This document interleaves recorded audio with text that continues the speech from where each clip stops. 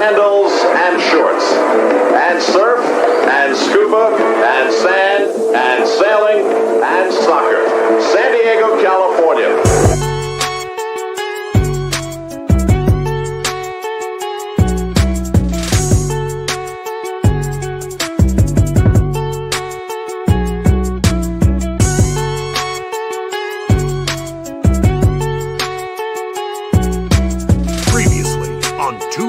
And a mic.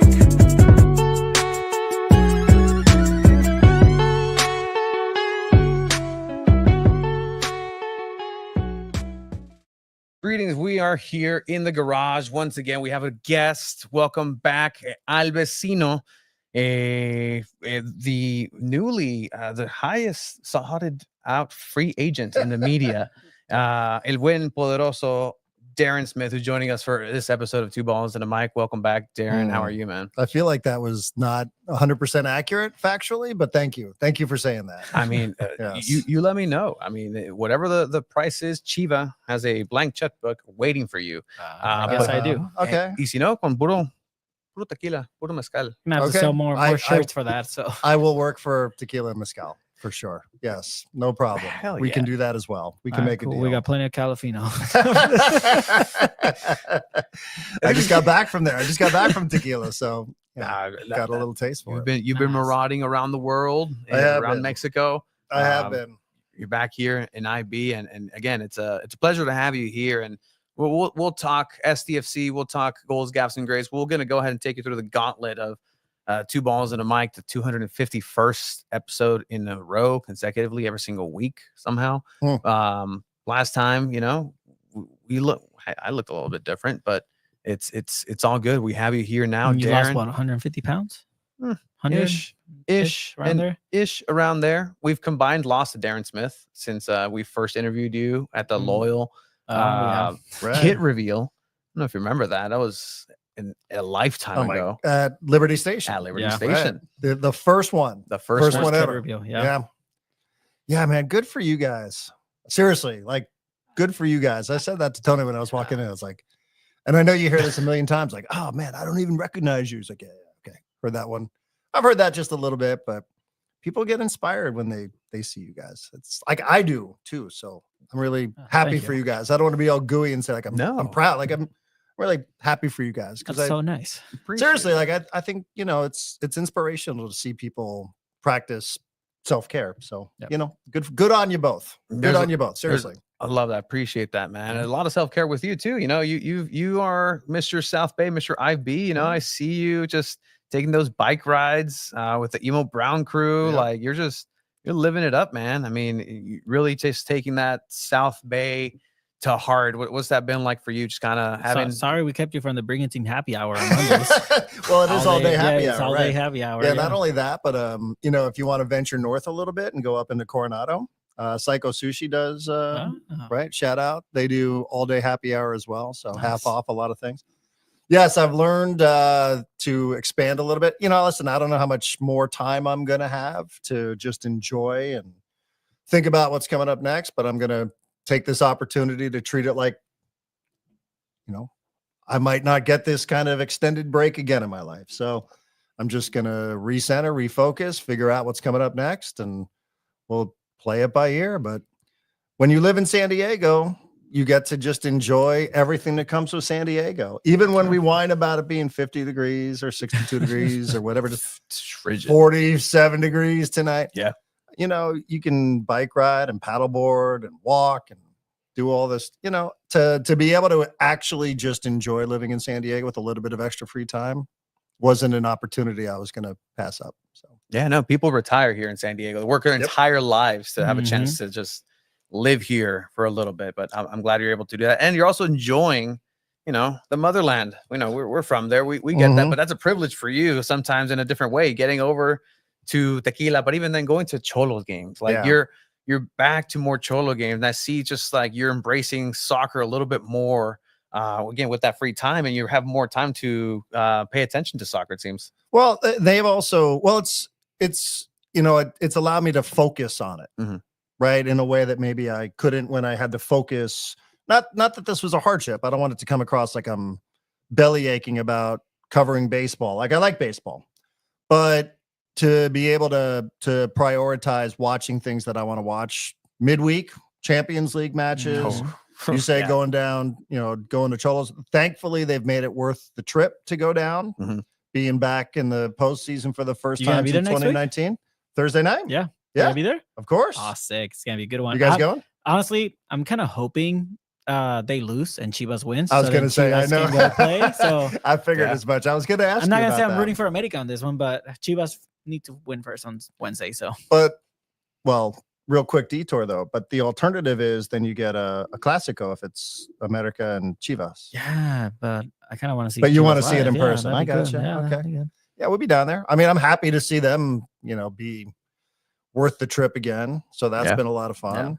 Yeah. You mentioned being able to do stuff that I wasn't able to do, like heading down and having lunch at Caesar, like all sorts of fun stuff you can do. You did the experience, the Caesar salad experience? I have. Our mutual friend, Eric Gomez, yes. who's in Mexico City with ESPN. He was Yeah. up for a couple of days. So he and I went out there and had a little bit of lunch. So yeah, it's nice when you get a little bit of time. Yeah. I kind of like this lifestyle. Whenever it is that it ends, be a little bit of a culture shock, but I'm gonna, like I said, I'm just taking advantage of the opportunity that I have now. While I have City. You asked for a quesadilla with cheese?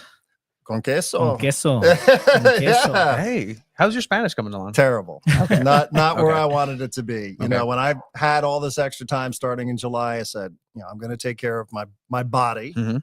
I'm going to take care of my mind, and including in that was learning how to speak better Spanish. And I was off to a great start, and I've fallen a little bit. Some of life has fired some stuff at me that's been pretty time consuming. Yeah. So I haven't had as much opportunity as I would like, but when you're the only way, the best way for me is just to go to Mexico and just 100%. That's the best way. figure it out. Yeah. And speaking about just mental health, right? Your Barcelona is doing pretty well. Thank you. That must be positive that for the must- mental Thank you. health. Thank you. Hey, Yes, yeah, thank that's you. awesome. Good After job. everybody's You get to watch them on prediction, Wednesdays, Yeah. winning, Ballon d'Or. destroying Real Madrid. Good Yeah, for you, man. Right? Wasn't that fun? Yeah, I I mean, mean, that was was- special. He's special, and they've got a lot of young players who Yeah. are special. Yeah, they do. Obviously, Lamin's gonna get a lot of the credit because he's scoring the goals, right? He's making all the highlights, but they've got a center back The who's center back, young kid, fantastic, right? Yeah. Kubarsi Mhm. and Casado in the I mean, you still have midfield. Pedri, Gavi's coming back from Pedri's injury. good. Gavi's coming back. So, it's they started the Clásico Yeah. with 6 academy players and 5 or 6 players, 21 or under, so it's a fun group to root for. And Yeah. Rafinha's been Playing. He's totally excellent. reinvented Yeah. Excellent. under Hansi Flick. So, it's been a lot of fun to watch because not Mhm. many people came into the season thinking that it wasn't going to be Madrid in a runaway. So Yeah, no, and that Madrid team is absolutely stacked, and they've won, Champions League, and that's Mhm. pretty much what you can ask for a team to come together and do that, right? Like most teams say, "I'm still waiting for Chelsea 2012 and 2020 to come back and win a league," but no, it's usually they get one and done. But yeah. these teams are I don't built want to to last. derail and just compare, right? But you're a Barca fan, you're a Messi fan. You think Lamine Yamal can get there? I don't like saying it, but Too you early to sort of say it? you run out of things to say, Mhm. like you just run out of things to ways to describe him before your mind eventually goes, oh, that was kind of like Messi-esque Yeah. kind of, what I mean? Like, Yeah, but you don't want to do that because who's ever going to live up to that? Mhm. Nobody, right? I mean, that's a once a lifetime kind of player. Yeah. So, is it possible that you see 2 of those in probably not wearing Yeah. the same shirt, Yeah. but man, I just want to enjoy him for who he Mhm. is. And he seems like He's he's a what, really 17? special 17 16, now, yeah, just turned 17 during the Euros. That is Seems insane. like he's really a very special, well-grounded kid. So, and, not only popular with Barca fans, but, I watched Spain play earlier today Yeah. and they're panning through the crowd. I was like, whoa, I was really taken aback by how many Lamine Yamal shirts there were, like Spain Oh, yeah. shirts, Yeah. national Taking team over, shirts, right? 100%. Because, sometimes, you have grown men wearing a 17-year-old right. name on And I the think back. that's always a little weird, yeah. but, and especially, Barca's relationship with the rest of Spain isn't always great. Uh-huh. So, Yeah. but to see that many people wearing that shirt, even for Nations League match today. It's like, whoa, like that sort of stands out to you a little bit. You're like, wow, that's, and now, because you can't talk about Barca without talking about Real Madrid.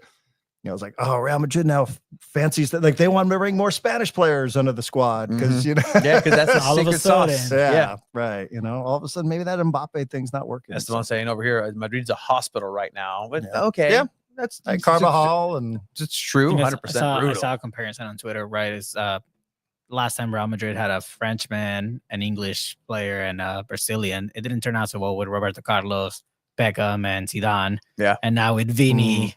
Bellingham and Mbappe. That's I was like French one. Yeah. So not working out, Yeah. I mean, it looks wonky. Yeah. But I mean, Mbappe got there and started looking wonky. So I mean, and these are interesting. Who knows? Interesting things that you don't see in at least with the traditional American side of sports. And I think like you're like a chef, right? You're classically trained in American sports in a way. And the soccer landscape is just so different that you do see opportunities of somebody wearing a 17-year-old jersey. And correct me if I'm wrong, but what was the time period where you started really getting into soccer? Like just the years, like European, like club soccer, like, hey, like I'm gonna, go buy jerseys and things like that. Yeah. Like late, like 20, like mid 2000s, late 20, like 2008, 9, 10, somewhere in that range. So I covered it in college. Yeah. I was the play-by-play voice for St. John Soccer. Gotcha. National champions, by the way, before you guys were born. But and we were an international program, so we brought in players from England and from Ireland, and they opened the door for me to learn a little bit about it. But then professionally, it's like, well, I don't know, nobody was really covering soccer at ESPN when I started there. So you're sort of like, baseball, football, basketball, regular, talk radio kind of subject matter. And then, it wasn't until wife and I went to Spain and we're like, oh, and then Cholos got good pretty much at the same time. So I think it was like summer of 2010 for me was when it changed professionally, when I felt like I should start talking more soccer on the radio show. Yeah. That was that summer, that World Cup for me was when I thought, this doesn't have to just be something that you, I felt like I always remember we didn't do a good job covering it on radio. And I was like, I will not make that mistake again. And so from there on forth, that's, then shortly thereafter, I get hooked up with Jordan Carruth and different people at Mighty 1090, so like we just incorporated it, right? Pour some out. And, we just started saying like this, this doesn't just have to be something that we, just talk about amongst ourselves. Like this is something that could be part of our programming. So with that, right, and I guess, are your heroes also retiring? Because you're talking about like 2010, like this is a different experience, right? You're an older person, respeto, but it's almost like you're kind of mirroring our fandom in a way of the game, right? Like Messi, like he's getting up in years, and I imagine you kind of grew and learned the game along with him. That's kind of how we organically saw our heroes come up. When Ronaldinho retired, we were like, oh my God, the magic, like God is human and he's hanging it up, and that's it. But are you getting that now? Like some of your heroes? When you have been doing it long enough that you can see, like as fans or even as media, right, as broadcasters, when you can be doing what you're doing for the entirety of a player's career, that's those are the moments where it kind of hits you, where you're like, woof, like on the American football side. Like LaDainian Tomlinson, right, would always be one for me. Like I remember covering LaDainian in college at TCU, and then watching his whole career into the Hall of Fame. So then you're like, wow, that's I've been doing this for a bit.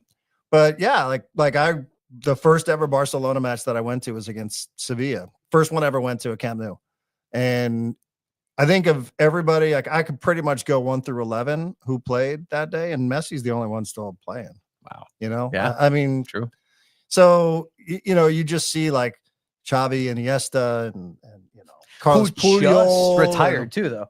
We've missed them barely. I mean, playing in Japan was so out of sight, out of mind. But so from that standpoint, it's it definitely when you were around for the entirety of a 10-year career or whatever, I think that's when you guys that's when you start thinking to yourself, and careers are kind of short, right? And sometimes Yeah. cut shorter by injury. Mhm. So, that's when it starts messing with you a little bit. You're like, wow, man, damn, I've been doing this for a minute, haven't I? Yeah, no, that's where we're coming up. Like a couple of that generations, like Chicharito on the Mexican side, like that page turn, right? The new generation for the U.S. men's national. Like when Landon retired, and I told him straight to his face first time, I'm like, thank God. Like I don't want to see you. Well, the real time, because even when he came back, he still kind of kicked their ass a little bit. But at the end of the Leon day, days, the Leon days. And the Soccers. That was always his plan. That was always his plan, to do something with Spanish and just come here in San Diego. Like Landon has a plan. Did you ever see his commercials that aired? Like, which ones? Like the lottery ones? No. The ones over in Mexico. Yeah, for the lottery, for the Mexican lottery. Right? I think so. Yeah. Where he's wearing the mustache? Where he's got the sombrero? Yeah. Oh wow. Yeah. Okay, cool. Just making sure, like, it's still in the zeitgeist of just area, at least. Now he's a podcaster. Look at you guys. Look at that inspiring. Look Landon at you guys Donovan inspired Landon Donovan to start a podcast. Have you listened to his podcast? Yeah, it's good. It's good. Is it good? It's damn good. How many episodes in? I heard a promo for it today. Was on a walk. I think they're on their second episode. Okay. They're coming into their second episode. The just first one came out. They came out It's guns good. blazing and attacked the MLS. And I mean, Did they? I mean, attacked for Well, for these are what two it guys is. that have kind of been. the game around. If anybody's Maybe a little qualified, experts. Yeah. I think these are two guys also that probably feel a little stung by MLS. Some would say, Darren. Yeah. that's the case. So I would say, Yeah. I would say these are two I who mean, it's probably just- feel a little, that they got snubbed by the league in different capacities. I mean, Landon said it in a way press conference. Like, it's no surprise with CONCACAF. Like, I don't think anyone in the NWSL ever mentions CONCACAF, and Landon's the first one to do it. Yeah. Yeah, First one to come out. I mean, I think it'll be good if they're truly going to be unlimited in what they want to say. Yeah. Those are two voices that I would. It's always fun listening to like pro athletes have their own opinions on some way and just be able to express themselves. I mean, who knows the game better than people that actually got paid to do it, right? So, but yeah, hopefully they don't hold back, and I mean, it's unfiltered as they name it. Does this excite you in any way? Just the availability here? of media? Not here. I mean, well, I can't. It's still in the Darren, garage. are you excited to be here with me? I am actually. I'm taking mental notes if that's any sort of indication for No. where this all might be going. But yeah, I mean, no, I'm sorry. No. No, as far as like the voices of players coming out, and it kind of started on paper too with the Players Tribune, and really starting getting to listen to the inside of that. But Kun Agüero has a stream channel where he's playing Call of Duty, Right. and he's having the most unfiltered but really good, deep soccer conversations at the same time. Landon Donovan and Tim Howard having these discussions. But just in the landscape of just something that you want to do, if ever, like you're talking about going up and down Tijuana, crossing the border, and just enjoying life, like, hey, just stick a camera on you. You'll be the next Hugh Hauser. I don't know if anybody knows who that is, just a PBS legend who traveled, I do. Yeah, okay, just making Yeah. sure. There's very few That's a good PBS reference. viewers. Yeah. Absolutely. I'm patting myself on the back for that one. Yeah. I I mean, pulling that name was next it level. was Anthony Bourdain. I'm just like, Anthony Bourdain, no, let's make it local. Well, those are people that I actually really do look up to. Yeah. Those are the people that are doing the things that I think that there would be a market for. Yeah. In different capacities, obviously, and incorporating maybe a little more sports. But yeah, I think athletes are good as long as they're real. Yeah. And I think a lot of athletes, even from my time in radio, I think sometimes they think it's going to be a lot easier, and hey, I'm the former athlete, so I can just show up and this is my opinion. And what do you know? Did you ever strap it on? Yeah. Did you see action? Yeah. So like there's always that attitude. Yeah. And the ones who take it seriously, I think, and who really want to be great at it will be great at it. And I think that starts with being real. I think, the thing now, when there's so much competition, right? There's so many shows. There's just so many shows now, whether it's radio shows, whether it's YouTube shows, whether it's podcasts, audio, visual, that, people will recognize, people will sniff out, phonies, I think, pretty quickly. Yeah. Yeah. So, I think that I don't want to say that that the viewer or the consumer is always that discerning, because obviously you got a lot of people who are pretending on television, like people like Stephen A. 100%. Smith and Skip Bayless, right? So these are characters, like these are actors, these are not necessarily artists. So there is a market for that, but I think when it comes to to former athletes, I think you just I'm interested in those that I feel like are authentic. Yeah. That's all I'm looking for in a podcast. That's all I'm looking for in any of this space whatsoever, is who is being authentic, who is not. I don't have to agree, but if I disagree with your inauthentic opinion, then like I'm not interested in sticking 100%. around much longer than that. And thank you for saying that they're actors, because that's what they are sometimes. Yeah, And they're playing roles. yeah, 100%. Like there's no way Skip Bayless would legit actually believe that. Any human would believe that. My favorite part of he's Skip still Bayless- going on like about LeBron, like, I mean, and there are other guys there. Jury's still out on LeBron. Bronny, right now we're just gonna like transport all that. But there was other dudes, and like I don't begrudge these guys the money they make. Yeah. Like there's I think Nick Wright's a really talented guy, if anybody knows who this is. But like he spent years trying to convince people that like Nikola Jokic was not a good basketball. And, like, Yes. Yes. Man, like Yes. really? And it becomes their whole When you- personality. and like you just then have to die on that hill. Mhm. Yeah. And like I don't know. I don't. We all have opinions, and sometimes those opinions are a little bit out there. And if you truly are married to that opinion, hey, good on you. But like I said, I'm in pursuit of people who are like real, For sure. and that's the kind of thing I think that I look for as a listener, as a consumer myself, and the kind of thing and the kind of product I've tried to put out there in my radio career and whatever the next steps of my career will be. Little full circle. My favorite part of Skip Bayless is actually his brother, Rick Bayless. Yeah. No. He's a great chef. PBS. Mhm. PBS. He's actually Another one good of the reference. few. I'm on it there. you are like, on it trust today. me. Like it's on. He's actually one of the only chefs that I have complete and utter trust with his Mexican takes on the quiz. His takes on Mexican cuisine, because he's authentic about it. Go check it out. Rick Bayless. He does great restaurants in Baja and here. That's how you know. If you're a gringo and you have a restaurant in Mexico, you're on it. You're on it. Do you frequent those establishments over in Mexico? Like where do you just stick to? Like you go to the taco stand with a dog next to it and the 5 taxis, or do you go into El Valle and just which isn't bad. Yeah, no, both. I mean, it depends. Thursday night I'm not going to El Valle, but usually I'm guessing I'll be going down with Nate Abarrea. And he and I have a bit of a routine where we go to the Sonoran place called Tacos and Todo.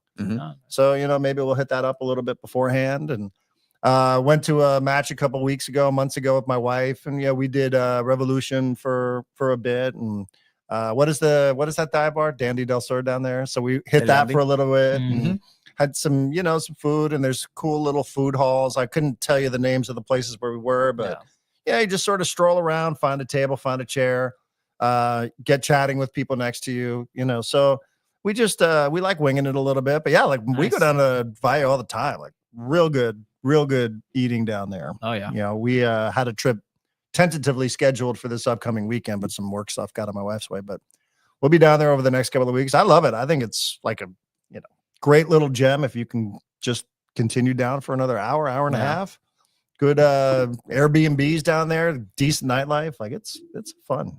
Rosarito, all those places. Yeah. 100%. It's some great eating down there. And Puerto Nuevo.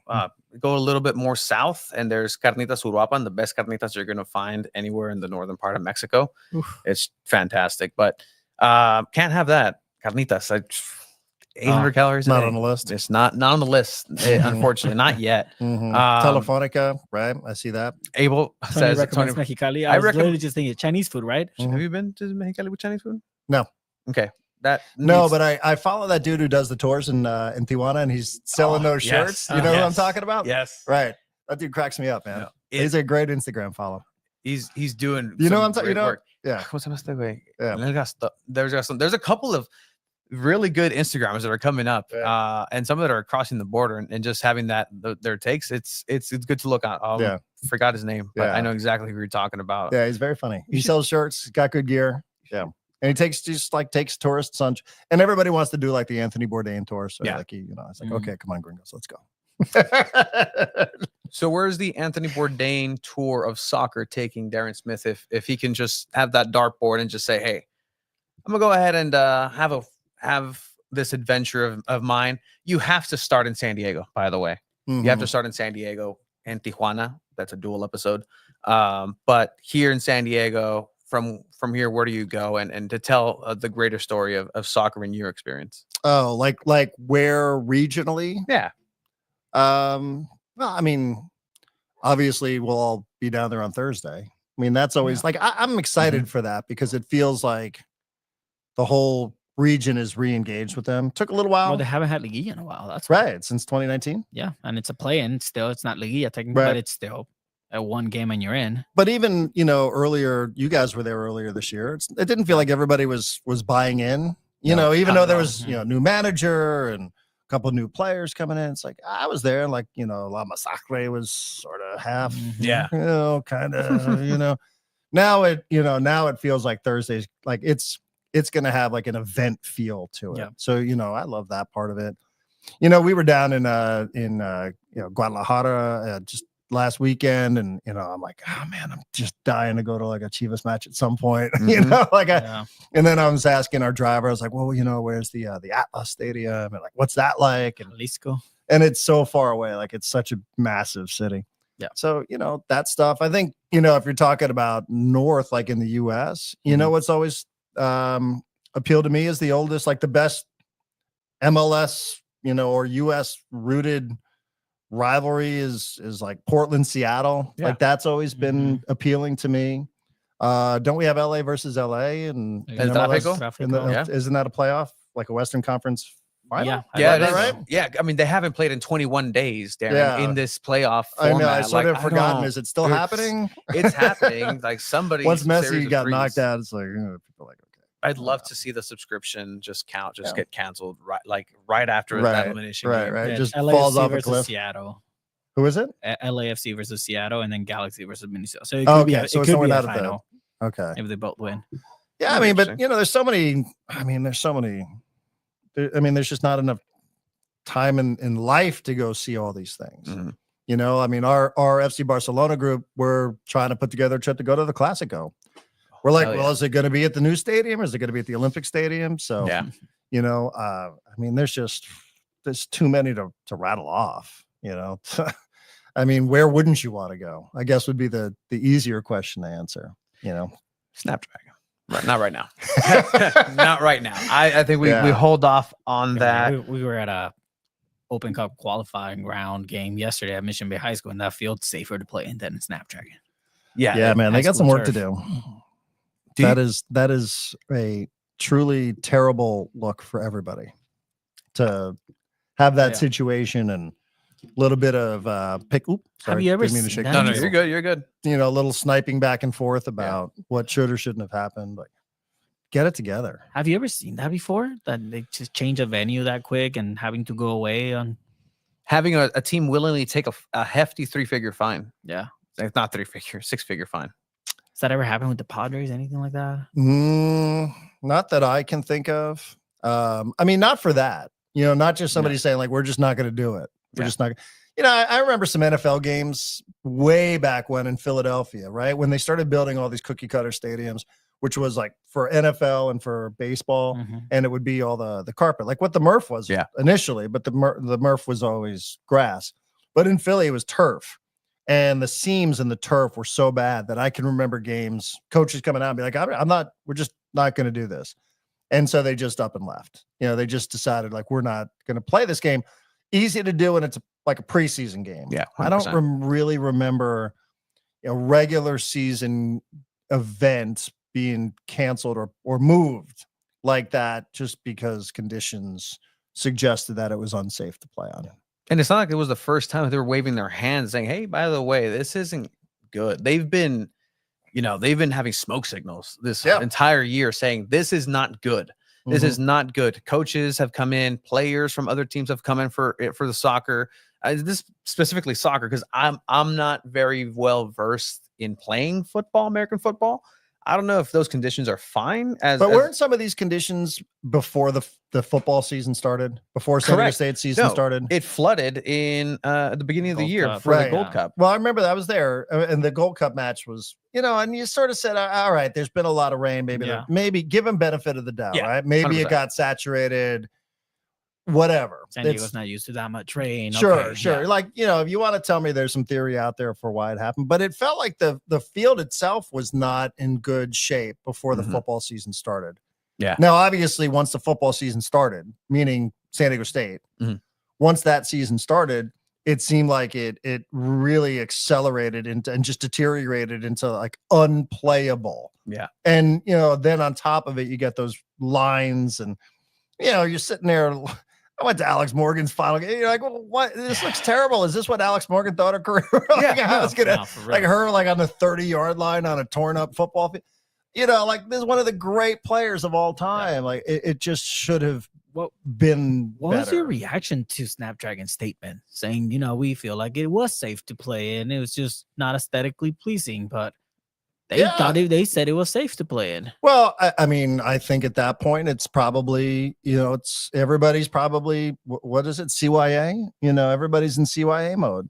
So, everybody's trying to cover their own asses and, they could deem it, if the league had waves back, then all of a sudden there's a pretty hefty lease associated and maybe waves like, well, why would we want to pay? I'm throwing out here. Obviously I'm out of the loop on this stuff. Yeah. Just me and my read on it was the conflicting statements. They obviously weren't coordinated. They weren't, weren't working together to try to figure it out. And, there was money on the line. And if I'm Wave, I probably want to say, well, we don't want to pay for that. Like they're paying, I think, per game. Correct. You guys probably know. And I mean, I've heard it's not an insignificant amount of money. No. Is it out there? I don't know. Believe I'm not sure if it's out there, but it's in the tens of thousands of dollars per game. Yeah.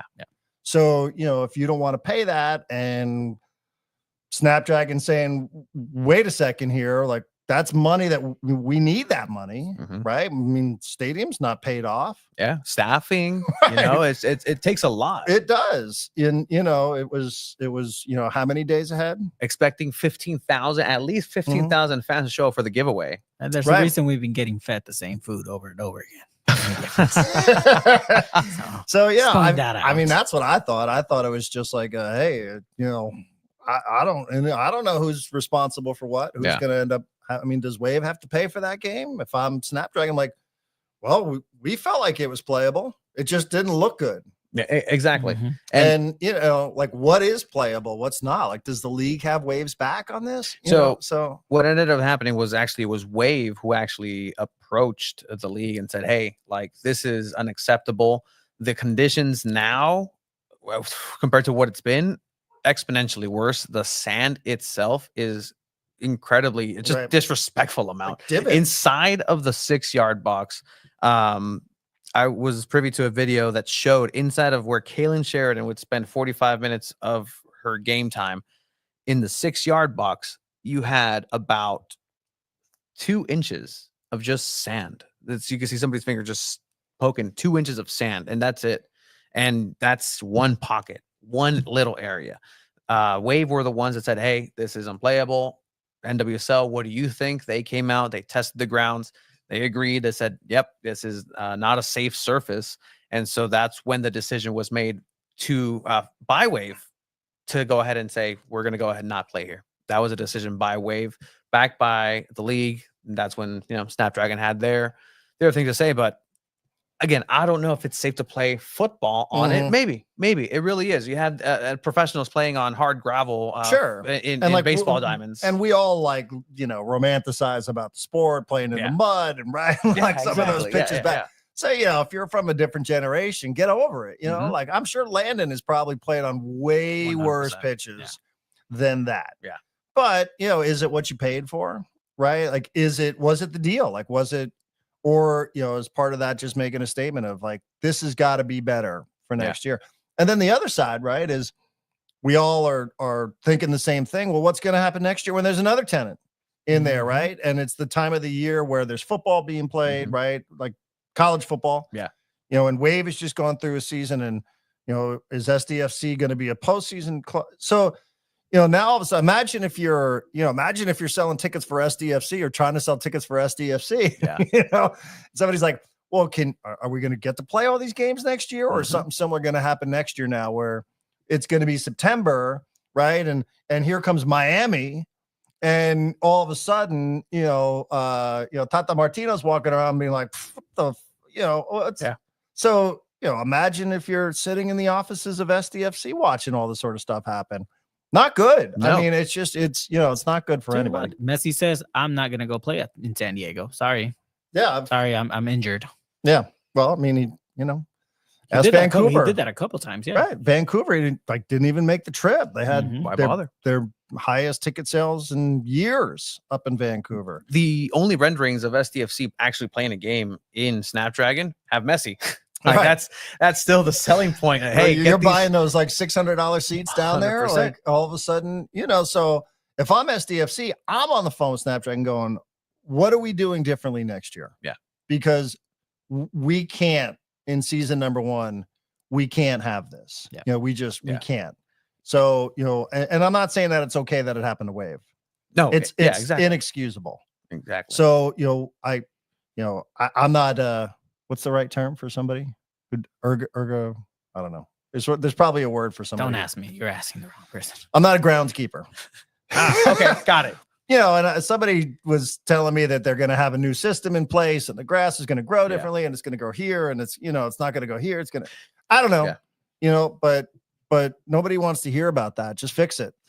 Just like make it better by next year. Yeah, we had the groundskeeper. We actually had the head groundskeeper the week before, or the game before. He was out there. He canceled. He was out there, and again, I'm not a grass expert, but from what I heard, the same type of grass, that is in Petco Park and USD called Kentucky Blue, is the one that was not used and was instead a Bermuda or other way, excuse me.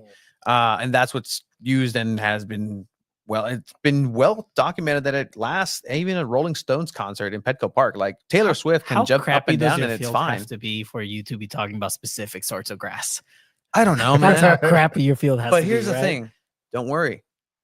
There's still going to be a soccer specific stadium airlifted at some point into Mission Valley. This is all we hear from SDFC. And I've gotten shit back about like, hey, like you guys got to stop like this. Well, you stop saying it's a soccer specific stadium. You first, please. Like, I mean, I maybe go play at Quan.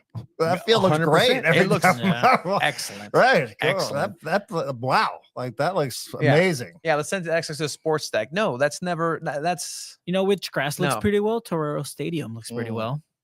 Hey, shout out Torero. Yeah. Their program is actually doing very well on that beautiful surface. Won the Western Conference Finals again. Yeah. Into the NCAA, just next level. Some good soccer happening in San Diego. Not necessarily the best conditions to play soccer. There is apparently acres of fields somewhere in San Diego just ready to be installed. That's also what we learned.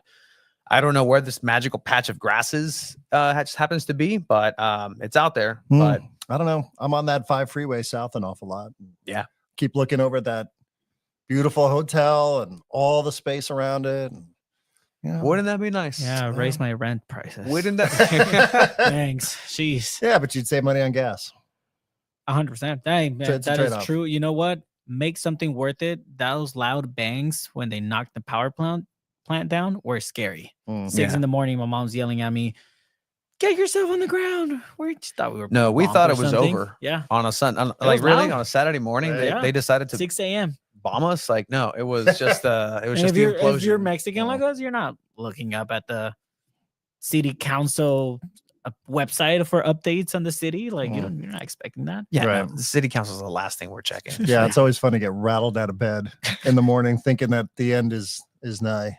Yeah, And look, we'll keep looking out for acres of grass. I mean, I'll take care of East County on my way home, but so far it's not looking good. But yeah, no, there's plenty of space here. Is that an option? Is that an option for SDFC and San Diego Wave to unite and say, hey, maybe Tom Penn didn't think so when you talked to him. He did not. He did not. And he Plus, was. I think they probably would both tell you that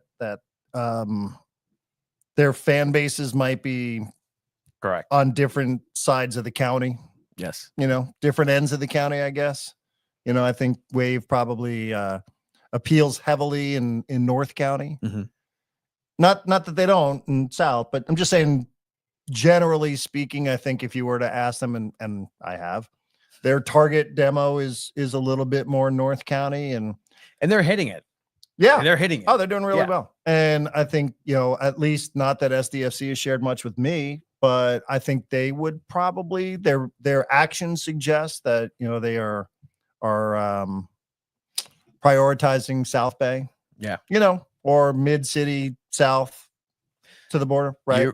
You were at the IB ChromeBall stop. And I mean, we'll get to more of kind of your involvement peripherally or just with SDFC and talking with Tyler Heaps and Mikey Varas as well. But you were there at this ChromeBall event and you felt that just kind of highlight of the community. That was cool. I've said it. I went to the Escondido one. I don't go to North County an awful lot, but when I went, I saw the community reflected. I went to Oceanside. And you did. And the one thing, and I'll shut my mouth. And that's something that I'll always welcome. Just shut my mouth up. And the community is being reflected in a good way.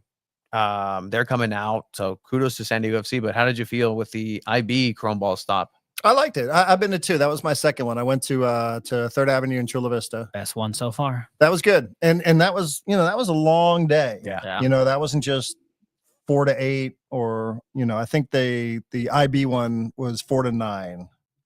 But I'm pretty, I was like, we got a little Rob. I was like, it's also IB. Like, we closed down here about like 8:30. Oh, yeah.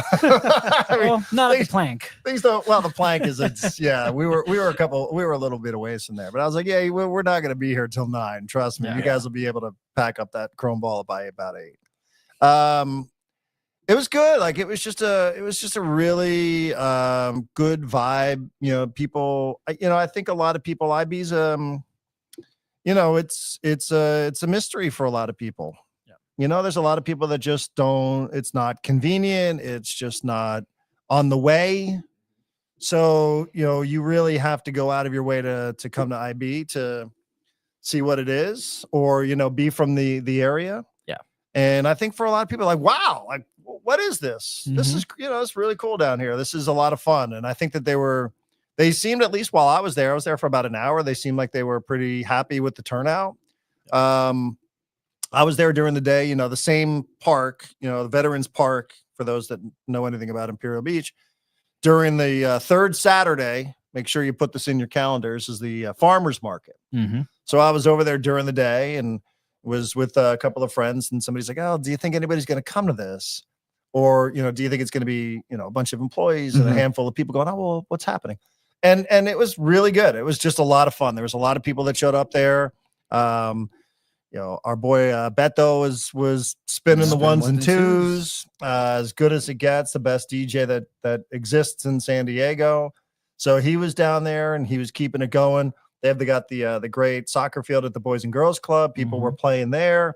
It looked like people were eating and people were enjoying, and it was really, I was like, wow, all right, IB, like I was really happy. Like I was really happy that a lot of people that probably would never have found their way down to Imperial Beach came down and at least and there was nothing in the air that night, as we all know. Thank goodness. Wow. Thank goodness. Unlike tonight, I don't know. But it was the night. Stop the stink, guys. Stop the stink. But that night they did stop it. So, that's the magic of SDFC. For a night, there was nothing happening there. And everybody just enjoyed themselves. So I was proud to be from IB because I thought it was a really, really good turnout. That's how I felt for the Chula Vista one. I mean, it was just an amazing turnout. Obviously, one of the biggest ChromeBall tours they planned. I mean, you had the Lucha Libre ring, you had the concerts at the night. So, to the point it was such a all-day and night event that Tony and I went early, went to go do a UPSL match,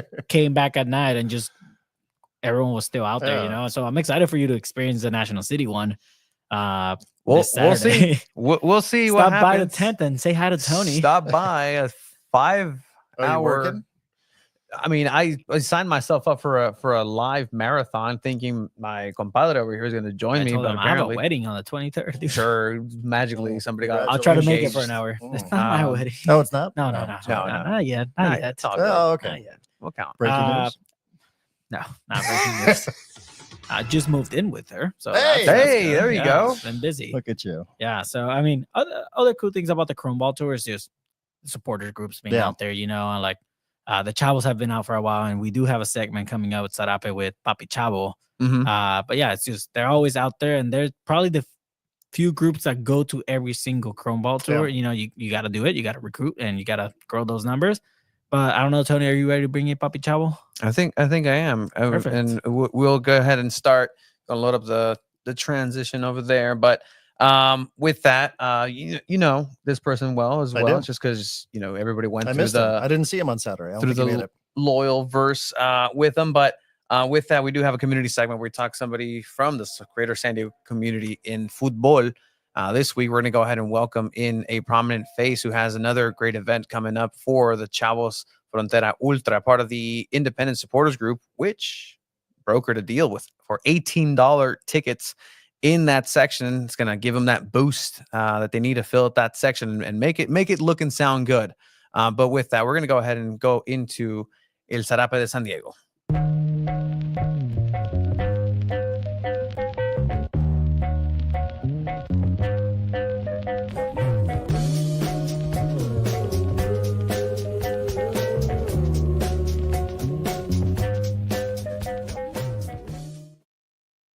We're gonna Papi Chavo. Papi Chavo. ¿Qué onda?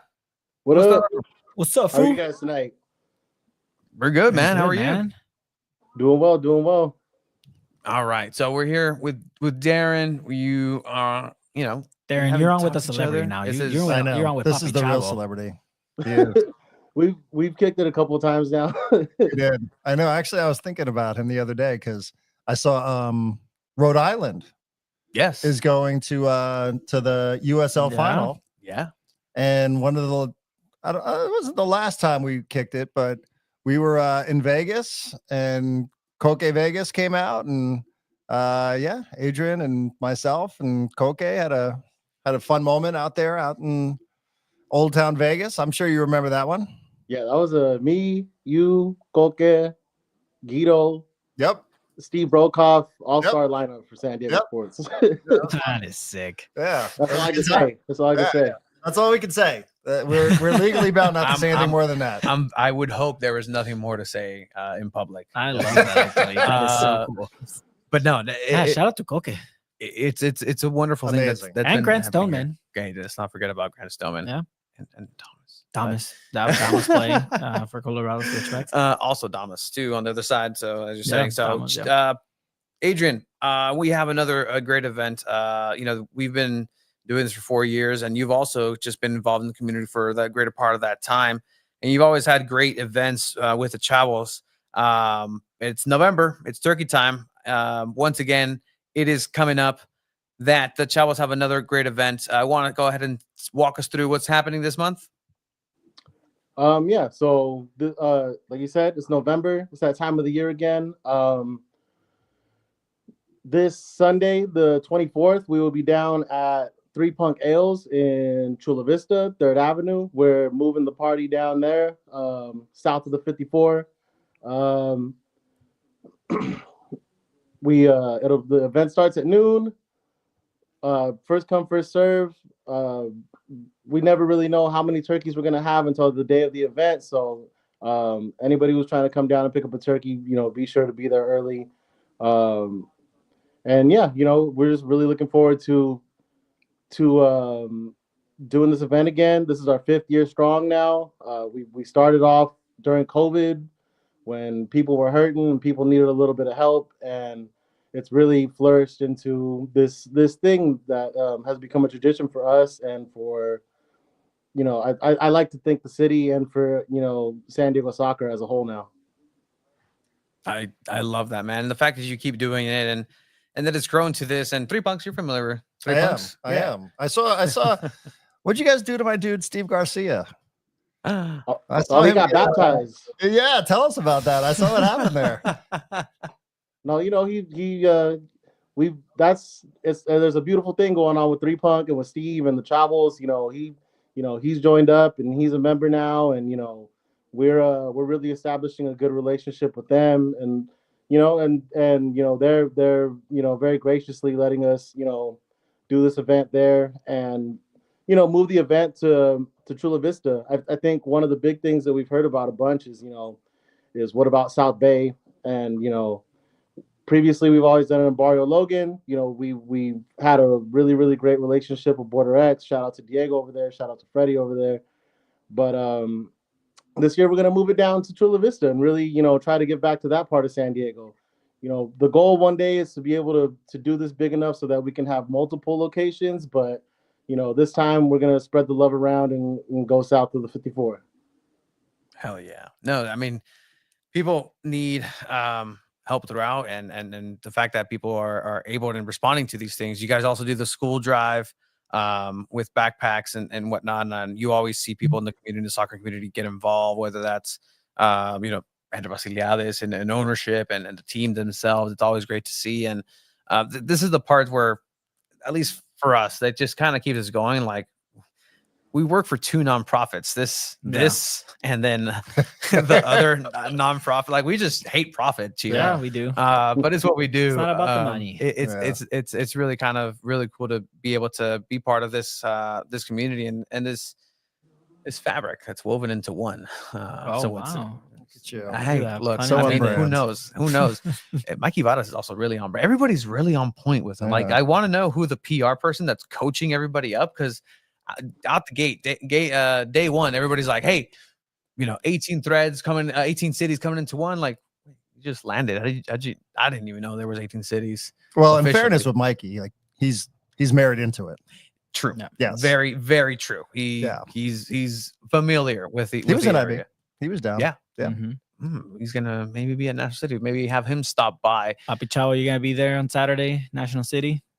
Travels will be there for sure. I'll probably pop in and out. I kind of got like a work thing going on, but we as a whole will be there for sure.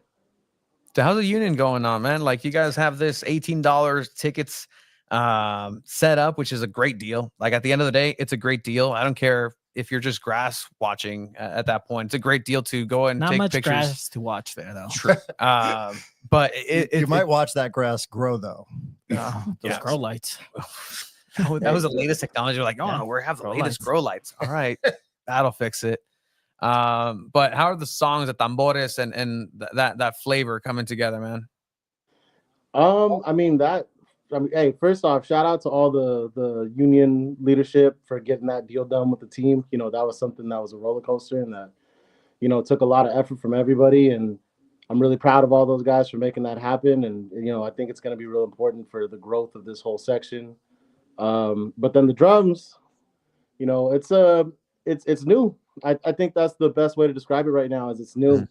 It's a new flavor. It's a new, there's new rhythms. There's new songs. We're keeping on to some of the old stuff, but for the most part, there's a lot of new sounds. There's a lot of new songs. Shout out to Dago Boys. They've been a big part of what we're doing on the drums. They kill it. And really, we're just trying to get everybody's input. We're working on, speaking for Chavos, we're trying to work on stuff that, is original, is stuff that you don't hear at, every game, stuff that feels San Diegan to you, and that makes it a little bit harder and a little bit more of a process. But I feel like in the end, it's going to be worth it. And, that the juice will be worth the squeeze. And, I don't know. I'm happy where things are at right now. We only got a little bit of time left to get everything rocking and rolling the way we want it. But, we're going. We're consistent right now, and it's sounding good. So I don't mean to put you on the spot, Darren, but when Cholos comes and plays the friendlies at Snapdragon 3 already on the books, because it makes sense to make dollars instead of pesos and playing caliente in an actual playing surface. Where will you be? Will you be with La Masacre? Or we have... I've never been in La Masacre. Interesting. Okay. I've only All right. I've only taken that in from different sections. Got it. I have been in 109 with Chavos and locals. So I to be determined. Okay. How about that? Okay. Well, how are you going to recruit Darren? Are we being I'm inclusive? paid. I was a paying member of Chavos for a few years. Coming back. I was. I Got the scarf. I do. I've got shirts. I've got all sorts of stuff. Adrian knows. I've already been proposing to everybody. We have a bonfire where everybody brings all their old team shit and we burn it, and that's kind of the end of it for everybody. I like it. You start all over again. That's very ceremonial. All right. That's how I am, man. This summer I rewatched the last Loyal game one last time, and I put it to bed, dog. That's just how I am. So I'm ready to. You bringing our Man U jerseys or what? Nah, not those. Not that one. Sick. They're not that bad. Wait. Which ones qualify? Right. Just damn. Anything if you got a MLS team or a Liga MX team, it's done. okay. I'm not burning Chivas shit. You got me fucked up. What are you talking about, dog? Yeah, no, we'd get arrested for that. I think that's no. Like, I don't care. North America, it's done. Well, good thing we're media, Tony. Well, I mean, that's objective. Well, TBD, Neutral journalists. TV, I guess. All I don't right. know. Let's go wave. But all right. But it's going to be a good time out there. The good mix of songs, as you're saying. I've been seeing a new brand of supporter that I haven't seen since the 1904 days. And it's a lot of the same guys from the Dago Boys, I believe, that are bringing that South American flavor. And it's really interesting. Mikey Varas actually responded very well. You were at that event with Darren. Yes, Adrian, right? yeah. He's playing drums. Yeah, he just got in there and started playing drums. So I mean, that's a net positive right there. Like, he's a man of the people. He can keep a beat. Hey, my man gets it. I got to have a quick conversation with him, in La Mesa, and he gets it, and he understands the passion that we bring, and that how much this means to us and how much we're putting into it, and we'll see if that plays out on the field the same way, but he's a real cool dude, and he seems to get it a lot, so I appreciate that. Yeah, like I was saying earlier, like he's I don't know if he can coach, but I think he's an authentic person. Yeah. And during that event, somebody shouted out something about winning championships, and Papi's like, soccer's. And check me on this, right? He said like he knew the history of the San Diego Soccers. Like, he started rattling off different club teams from different eras and talking about the passion that San Diego has for the sport. And like, I don't think you just show up here and take a crash course on what's going on in San Diego. I think that. Yeah. He's not going to be one of these dudes who's like, so where am I going to live? Like, he's, like I said, the coaching stuff, we'll see. Nobody knows until you actually see a person do the thing. I would knew if Landon could coach. Right. So, I mean, Jury's still out. yeah. Do we still? I mean, I don't I'm know. convinced Nate Miller was in an earpiece somewhere and just saying like, "Hey, you need to fix During the other Wave shirt." games? Your goalkeeper's a little too back. But I love that about Mikey. Like, he actually was like, like he knew that, I don't know if he knew exactly, how many championships, but he knew that they won a bunch, and he started rattling off like Julie V and, different players. And he knew about Loyal and Wave and Spirit. And like, I was sitting there going, oh man, like this guy doesn't need to be coached on this. Yes. He's got this stuff down. So like, that was for me, just a huge feather in his cap. There's time when you don't have a team to have practices with. There's time to study up. Yeah. So The hours on a plane over to again, I think it's his wife, his wife being from here. Yeah, like, I think sure. he's just, he spent time here, and as a curious fella, he probably just looked around a little bit and was like, oh, so like they have all these other things, like it would be really a cool opportunity to see what this would look like at the highest possible level somewhere down the road. he'll be at the season home opener for the Soccers. Like, he'll be there. Yeah. And I mean, Papi Chavo, speaking of the Soccers, is that still going on up in? Are they paying for a shuttle for you Yeah. that they're not telling me about? You know what, bro? If I'm being completely candid right now, I have not had much communication with the Soccer's front office this offseason. Tampoco el Tony. Well, that's I- why we're waiting for a soccer's. It's the front wave. It's front wave. Ah, arena okay. now. Like it's transfer. So just barking up the wrong business, I guess. We need to get the new address. It's that gif of the Jets player who got locked out of the locker room and it's just key card just didn't work. It's like, I guess I got cut. yeah. Oh well. Right. Trying the door. Yeah. Yeah. All right. But we're definitely gonna try to continue doing what we're doing for the Soccers, regardless. Obviously, being in Oceanside presents its challenges for all of us for things like weekday games and stuff like that. But I think once the season kind of gets going and we really get the flow of what's going on over at Front Wave, that's going to be our biggest hurdle, is just checking out the new digs and kind of figuring out where we fit and how often we can do this, and to see if Oceanside shows up for this team now. Is there going to be a new presence of fans that come from North County, and how do we blend with those people, and how do we take a little bit of the old and commence with all the new? So there's a lot of challenges for the Soccers in general for me when it comes to doing all that, but I'm into it. I'm excited to be up in North County and up in the new spot and just, I don't know, cheering on my boy Tavoy Morgan. Come on. No, it was a good turnout from what I saw actually at the Mexico US exhibition match at Front Wave Arena, and there's a lot of North County folk that just are hungering for something like that, and even if it is to see Guli Peña and Masa Rodriguez. Are you familiar with? Yeah, it's like watching, I guess. How do I say? It's like Guli Peña retired from a beer belly. Masa just got old. We just got old, and then One of the first Mexicans to go to Europe. Like transfer over to Europe from Mexico. It's like getting excited about watching Ryan Leaf play an arena football game. I'd be excited for that. What the fuck are you talking about? You know what? Yeah. Yeah. You know what? Now that you mention it, yeah. Yeah. But you're still like, hey, there it is. Ryan Leaf to strike force. Let's go. I love that. All right. Adrian, once again, just rattle off this Saturday. You said at Three Punks Ale. We know where this is at, down in Chula Vista on 3rd Avenue. Let them know how can people help out? Where can people donate? So as always, this is all very grassroots. Donations are going through Venmo. There's 2 Venmo accounts going around. One is my personal one. One is the Chavo's Venmo. You can make a donation to either or. If you'd like to make some sort of cash donation, we will be at the National City ChromeBall event this weekend. You can stop by the booth and make a donation there. If you really want to get crazy, you could literally bring a turkey 2-3 punk that you want to give away yourself on Sunday morning, and we can do it that way too. Hang out, have a couple beers, feel good for the day.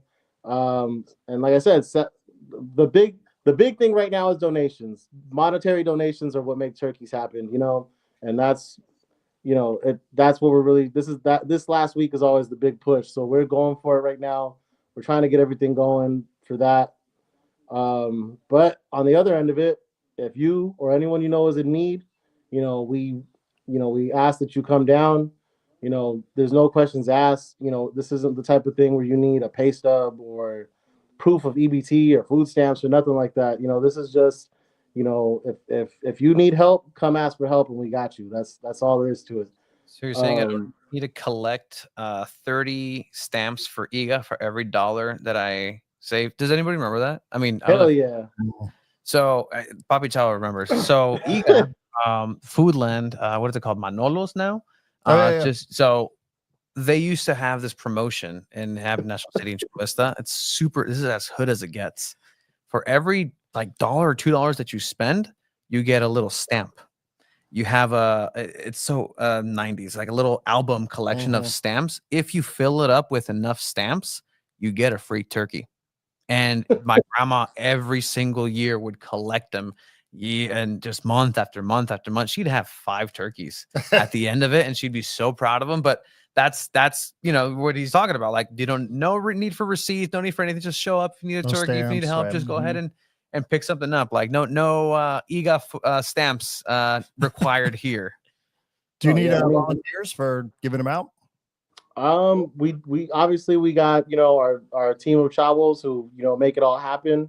But if anybody, you know, would like to come down and volunteer their time, turkeys are heavy. They need to get lugged around.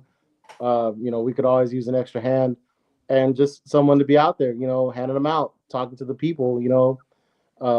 We always use the help. And like I said, it's going to be a good time. It's always a party.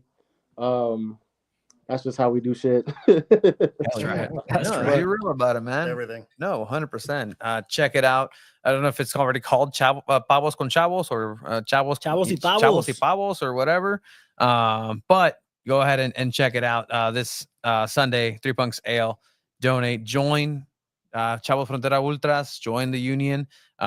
This is the way to get the support out and, you know, be represented. Because again, when that game starts March 1st against St. Louis City, and somehow St. Louis City has a great turnout and they're loud because they have 2 years of practice and San Diego doesn't look good, I don't want to be in that situation. I don't want San Diego to look bad and be upstage in any capacity, let alone when LAFC comes in or LA Galaxy and whoever their fans decide to be that weekend, travel down the 5. Like this is part of it. You know, be representative of San Diego. Papi Chavo, thank you. Is there anything else before we let you go? Just, you know, check out Chavo Frontera Ultras on Instagram. For any other information, you could find me, Papi Chavo _138 on Instagram. That's definitely where I'm most active, and you can find the most information about what's going on. If you're not in the union, I would say join up. And if you're looking for a club, I would say join Chavos. And, you know, if I could get a quick second, you know, no one loved the Loyal as much as I did.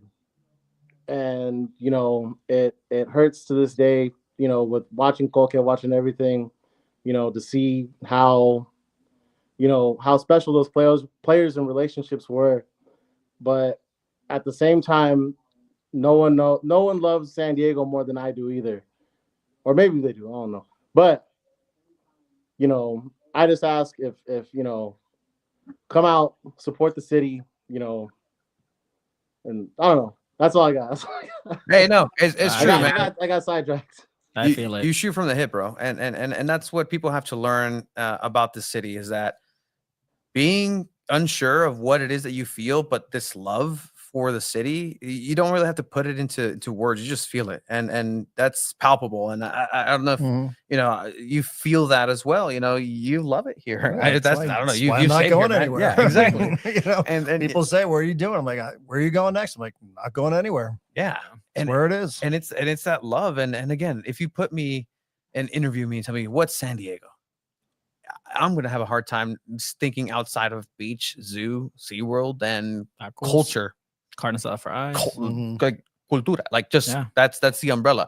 It's gonna take a while. It's not a 101. San Diego is not a 101 course. It's a how much time do you have? Exactly. It's one of those things where you can really get into the nitty gritty. But that's what we appreciate people like you, Adrian, because that's as real as it is, man. And if people want to take it as at face value, that's up to them. But San Diego's being represented well, and I'm glad that San Diego is being represented by somebody like you, who's out there, man, and just keep doing it. Just keep banging the drums, keep breaking drums. I see you just going through them. It's pretty impressive, not gonna lie.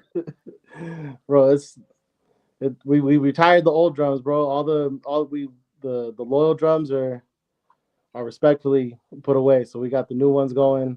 Throw them in the fire. Nice and shiny. Ooh, there you go. Throw them in the fire. They'll probably rust in beer pretty soon. So hopefully, that'd be such a hard picture of Adrian, just a la Jimi Hendrix, just kind of stoking the flames of his. Throw it in the bonfire. Oh, love that. Yeah, Esteban signing up. You guys need a promo video? Boom, there you go. Check them out. Go. Baller Crew, local talent. A lot of local talent that's really coming up, and you know. It's part of this boom with MLS, and it's very positive what's being yielded from the arrival of MLS in a lot of ways locally. But let's not forget where everything came from. And you know, Papi Chavo, it's thanks to you, man. But thank you once again. We're going to go ahead and also put it up on socials where people can donate and blast this information for a turkey giveaway. So good thing you guys are doing. Thank you again for coming on, man. And well, we'll see what happens to see if El Buen Coque Vegas can win it for San Diego, man. Like, you know what? Ronaldo wasn't here for that long. No. And he didn't. It was kind of necessarily squirrely when he was here. No, we're, anyway. we're cheering for Colkin, bro. That's come on now. a yellow card from Grant Stoneman first minute. Like let's do it. Where's the prop bet on that? Yeah, right. Somebody's doing some scouting. But all right, Adrian, really appreciate your time, man, and we'll see you there on this weekend, Saturday and Sunday. A los dos días te voy a ver, vato. All right, thank you, man. Love you guys. Take it easy, man. What a guy. What a guy. Yeah, that's just the people here in San Diego. What people have to understand about this area is that that's who you're gonna get. Like he didn't ask to be this way; he just is the way he is, and that's the experience that people are finding out, and that may not rub everybody the right way, but it's authentic as it gets. That's the theme here, right? Like authentic. Yeah, that's 100%. That's the dude right there. Right. Yeah. I got very little in common with him. Yes, but he and I have had some fun nights, and not he probably looks me the way I look, and people would look and go like, those two, but we've had a couple drinks here and there in different spaces, and I really respect what he does and what he stands for. Yeah, absolutely, man. And it's just the beginning for them, and it's interesting just to see how they are getting the spotlight from knowing them from USD and being put into this major league arena in a lot of ways, right? Like it or not, at the end of the day, Major League Soccer is the major league vessel in which soccer is being presented here in the States, and it's a big deal. And so I think that if at the end of the day it's represented in the same vein, at least a little bit, like just have a little bit of that soul. Yeah, I mean, I hope they're allowed to. Yes. Yeah. I mean, again, I don't know shit, but when I went to the first ChromeBall event in Chula Vista, it seemed like the supporters groups were kind of all over the place. Yeah. And I really don't know, but even this past weekend, just walking and talking to some of the different dudes, it seemed like it's come a long way in a short amount of time. It's not done, but it seems like it's definitely going in the right direction. A couple months back, I was like, what's going on here with the supporters groups? I mean, is it, are they on the same page? Are they not on the same page? Is everybody trying to, be top dog here? Like who's the alpha, and I'm sure there's, still probably some things to work out, but it was a totally different sense I got this past weekend in IB at the ChromeBall tour than Chula Vista. I don't know if that was your guys' experience, but it just seemed like sometimes, was there friction with the club and the supporters? Was there friction between the support? Like, just seemed like there was a lot of things going on, and maybe just a lot of people who had to adjust to maybe doing things differently or not necessarily getting there. And it just seemed like it was a lot more symbiotic this past weekend. Yeah. And if you have a common, I don't want to say enemy at all, but a common goal in order to go ahead and move something like the $18 ticket forward, right? Like, again, that's a great deal. It's just objectively speaking, to have a ticket worth $18 for any sporting event on a major league level for a team that, again, question mark, you're not seeing the AAA Padres early in the 2000s, right? Like you couldn't get rid of those tickets, but this is still a question mark. You have Chuky Lozano. You're going to go ahead and have these names that can potentially fill up a stadium. But again, back to the supporters kind of way of being, you were also part of, you were the one who spoke and introduced to Mikey Varas and Tyler Heaps at that event in downtown. And what I would say in that is that it was a missed opportunity for every single person who is going to follow San Diego FC, who is going to have any type of attention put to not have been there. Like, that was a missed opportunity for anybody who's not there to listen and hear for the first time, just kind of like the intentions. And it's a very kind of, what are your intentions here? Okay, here they are. Okay, what was your sense in talking with Tyler and Mikey Vadas for that? How did that come about? First of all, like you just called from the bullpen. Just said, hey, it was sort of random, almost to the point where I was like, oh, did somebody cancel on you guys? Like my phone's ringing. I was like, what? Hello? I mean, I don't know. I mean, I said yes to that event because it was for the supporters groups. So, for me, it was different than some of the other things that, let's say, I've emceed for Loyal or some of the other events that I've done where, you're working with or for. This was like, oh, it's a supporters meet and greet with the technical director and the head coach. Yeah. And it was very specific that he is the head coach, not the manager. Yes. And there was a lot of people like Papi and Steve, and there was just a lot of people that I figured would be there that I would love to reconnect with. And it was an opportunity to go to the press conference, and to be out there. I've chosen a couple of spots to reemerge here and there and come out of the darkness and come into the light. So I just thought it would be a cool thing to be a part of. It was downtown. It was after a Padre game. It's an easy thing for me. Like, if it were in Oceanside, probably not, if I'm being perfectly honest, but I could take the trolley up there and, so, and I just like the idea of doing something that was being done for the very first time, and I agree. Like, I don't focus on the people that weren't there. I focus on the people that were. It's always been my philosophy, whether I was doing radio or whether I was hosting that event.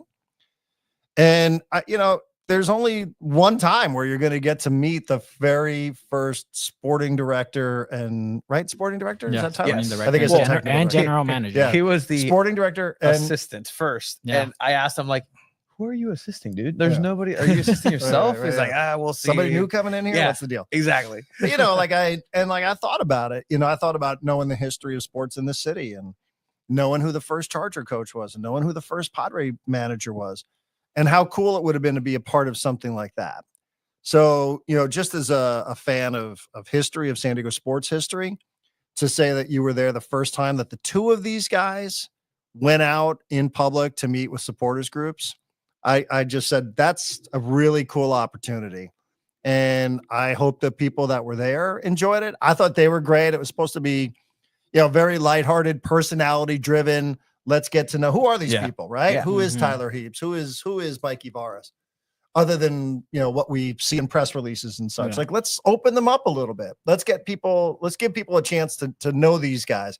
Because at some point we're going to judge them by their roster, by their results. Yeah. By their work. Yeah, which is ultimately what it's all about. But let's get this opportunity to learn a little bit about these guys as human beings. Like, who are they? Who are these people that are part of this club? Part of the first edition ever of this club.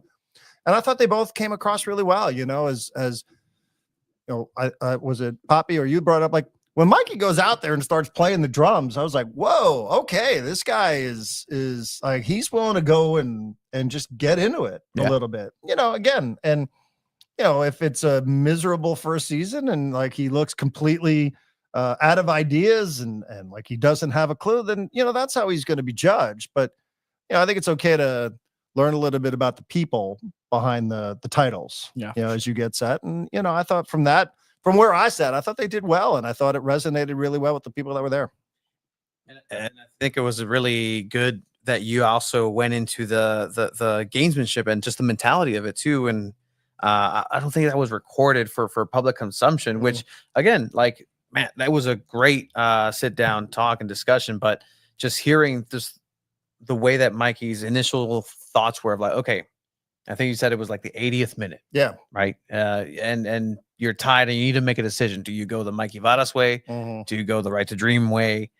The way to put that is exactly what he's going to hopefully be facing, right? These tough challenges. And do you think that was gonna be found out? Like, okay, yeah, maybe he's going to be a little bit more Mikey Varas, more right to dream, more drink the Kool-Aid? Or do you have a sense of like, okay, well, maybe he's just kind of saying what he has to right now, and yeah, maybe a little when it comes bit. I down mean, I to think when you're performing, right, or maybe performing is not the right word, but when you're on a stage before live human beings, you're probably going to say the thing that the people that are there want to hear. So the question was, it's the 85th minute, it's 1-1.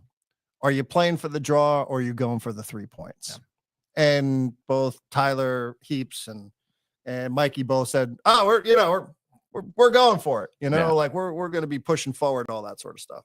Obviously, there are variables that need to be factored in. Are you home? You're away. There's a point. Yeah. But all things being equal, like what are we going for here? We're going for the mentality. And the two of them said, which the crowd absolutely loved, like we're going for it. If we have a sub, if we have an attacking player that we could sub on, we're gonna. Okay, but we'll see. We'll see what it is that happens, because that scenario is probably going to pop up pretty quickly. And we'll see what that is. They talk a lot about the whole right to dream philosophy and the right to dream style, and I don't really know what that is. I mean, I don't know if you guys have a better grasp on it than I do. I don't watch the Danish league. Yeah. It's very hard to actually get highlights. I see the clips that get put out there by club employees, and I've met the Marcus and Jeppe. Great people, right? Like really interesting. But I don't know, like that club right now is 5th or 6th in that league. Is that good? I don't know. Like I don't really know. 5th or 6th is never good, right? I mean, you want to. I don't know how that translates though. Like I don't know how Marcus's goal scoring translates to MLS. I don't have any clue what that is. He's got 4 or 5 of them, I think. So yes. He's relatively close to the top of the league leaderboard, but I don't know what that means. I don't know what that translates to here, and I don't know that anybody does really. I'm a strong believer that playing anywhere in Europe is still better than playing anywhere in North America. I mean, that's just my personal opinion. I mean, yeah. I mean, we were talking about personal opinions earlier, right? And that's the hill I'm willing to die on. Like, yeah, I mean, I don't know enough about the culture though, right? Like, is the culture in Denmark one that these guys feel? Are they made to feel uncomfortable if they don't get results, right? Because I mean, I would say like that's a huge difference for me playing in Mexico versus playing in the U.S. Yeah, if you're not playing well, which is why we've seen a lot of players be like, okay, like. I'm going to go play in Los Angeles. Yeah. People leave me alone. But, I mean, it's just now somebody did point out, I think that, that club came here and played some preseason matches against LA, both LA clubs, maybe. Yeah. And one, I think both of them. So, I don't know. I would need more context on that, knowing who was or wasn't playing for either side. But, I just, I don't, I'd love to know or be able to tell everybody what the right to dream approach is, but I don't think any of us can really know it until we actually see what it looks like for 30 matches. And the way they talk about it, right, is very different than the academies that we are used to seeing, like in Mexico, like with Cholos and Pachuca and Chivas and all that, right? La pinche Mesía, like, o sea, like that's what they're trying to emulate. They're trying to be the Ajax of North America, or just a new version of this. And lofty, just the ambition that this club has coming into it is outstanding. You cannot fault them for having an ambitious outlook on what they want for their goals coming out the gate. Maybe they've tempered expectations. This latest Tyler Heaps article on him, unless he was like, all right, let's pump the brakes. Like, we're gonna feel things out. For him to say that they're gonna play a couple, maybe a month or two into games, and then they'll figure out, okay, this is kind of like the player that we need now. Like, it almost sounded like year one is just really just a practice run. Yeah, for now. And you get the benefit of the doubt that way. You have Mikey Varas, who you could just say, hey, he's first time coach. He's never coached adults before. That article really like lowered expectations a bit, which sets the bar low. And then if you exceed those, and it's like, hey, it's a great season. Like, we exceeded expectations. Yeah, Right. What was that Padre line? Under promise, over deliver. exactly. Yeah. That's man, San Diego to a fault. But look, and even with the FC Northland team, where maybe they're in 5th place, 6th place, but guess what? They're the 2nd youngest team average in Europe. Yeah, they are. And that's something that they are equally as proud of any position in the table, any championship. They're just as proud of that. And so, is San Diego ready just to be that? I don't know. I mean, is that going to be enough to keep people coming back when you're competing with baseball? Mm-hmm. I don't know. I mean, I think for those of us that follow this sport, we understand what it is that represents. Mm-hmm. You know, when Tom Penn goes on a podcast and says we want to be the Ajax of the United States, we know what that means. Mm-hmm. But is somebody out there thinking, I don't know, Saturday night tickets, does that? I'm just asking. I don't know. I don't know if it does or doesn't. Maybe over time it'll mean more than it does today. Yeah. But I think for the culture of sports in the U.S., it's the rings culture, right? Rings with the 2 Z's at the end of it. It's rings culture, and that's what a lot of people will tell you. People would tell you that really, really good teams were failures because they got picked off in a postseason, right? Like people will tell you that Miami was a bad year, even though they set the all-time points record, I think, in MLS. Yes, it is. Bad because they lost in some goofy postseason format. And maybe they're right. Barely made it to the playoffs.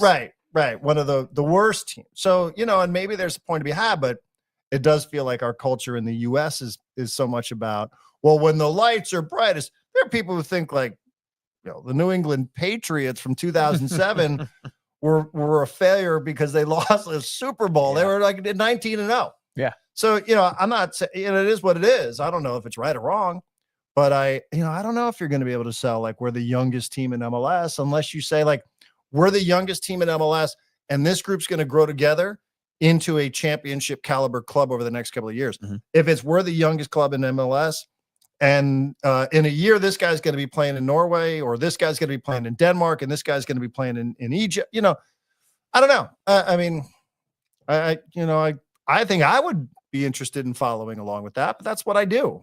That's not what everybody else does in a crowded market. I think they got to stop saying Ajax of MLS. Temper expectations. No. Chuky's a PSB player, and he's not too fond of Ajax, so they're rivals. Right, that is true. So, even though PSV's top and Ajax third. Yeah, PSV's top right now. And Chuky's still hurt. Yeah. Hamstring. Chuky's still hurt. Yeah. Absolutely. So maybe that's just let's cool it down. L3 could have used him tomorrow night. L3 can use a lot of things, Darren. They can also use some security around some of their coaching staff. Honduras, I believe. Hey, man, I don't care where you are. You don't let a projectile out. Just let your head hit your head coach in the head like that, and then have somebody assault him with a water bottle after, just trying to wash it off. Were you guys watching the U.S. in St. Louis? It was raining. Man, there was somebody following Pochettino around with an umbrella. And I was thinking, who could use that? Yeah. Yep. That would have been nice. But no, again, there's so many questions and it's just 2 months away not even December, the expansion draft really just takes off. That's when a lot of the transfers are going to happen. There are players who are waiting in the wings to be announced for STFC. And again, once the free agency and the expansion draft really turns on, that's when you're going to maybe have an 11 for now. Even some of the players that they've already signed, Alex Mighton isn't really in any of the graphics. Like, it's just like, okay, that's an interesting move. Like, you're going to need some fodder in a way, and no disrespect to anybody, but that's the general just way of being with soccer. Like, it's a completely different way of looking sports, and the Americanization of soccer is not my favorite at all whatsoever. Whereas they can easily print and make more money if they do it in a more holistic way. Like, it's almost easier to make a product and create a product that is good and a little wholesome and still rake in the cash. Like, it's not hard. It's not difficult to do that. Sure, you can be San Diego Wave and you know, have a certain demographic, but the demographic that you're appealing to for SDFC isn't necessarily going to be able to afford such luxuries. And I don't know who bought the SDFC suites. I'm very curious. The to see ones, what those are company- the like the airplane seats, the down on the premium field? ones. Yeah. Yeah, no, and they were sold out They immediately. went quickly. Yeah, They were yeah, like the first ones to go, right? exactly. And that's where they waited for the general You can admit it. selling. Chiba. Yeah, You I bought mean, I sure. You wanted to, you saw yourself next to Messi working in for that a Red Bull? He put the Nonprofit doesn't American. pay that He put the much. American Express card down Yeah, there. You were good to go. nonprofits don't pay that much, so Yeah, no, it's Put it on layaway. it's in the name. I mean, you know what keeps SDFC from going? I mean, you know, Tyler Heaps talks about it. You know, we can go the DP route where you bring in more veteran players like Kevin De Bruyne or stuff like that, and then you build the roster around, or you go for the under 22 players and have a young. Starlets. You know what keeps SDFC from going over to Cholos and saying, "Hey, Gilberto Mora, 16-year-old crack, breaking it, the youngest player to score in Liga MX. We can give you a life in the US. You know, write the dream. That's a You possibility. know, we can give you an education while you're playing pro as well. You know, what keeps a player like that from wanting to come? Other opportunities. I mean, obviously his Europe. his sites are Europe, Yeah. 100%. Yeah. Or who they're playing Thursday night has been Of rumored course. to be interested. And then it's Tigres and America or Mhm. Monterrey who will, you know, be knocking on those doors Right. and saying, "Hey, like, come on over here. We can pay you this much money already." So, you know, it's SDFC definitely has the capabilities of being able to sign. But I mean, the big rumors, Kevin De Bruyne. Do you think that's a possibility? You know, it's smoke in the air. Possibility, sure. You know what would make me nervous is, you know, we just talked about Chuky. He's been out, what, better part of 2 months? Correct. With a hamstring.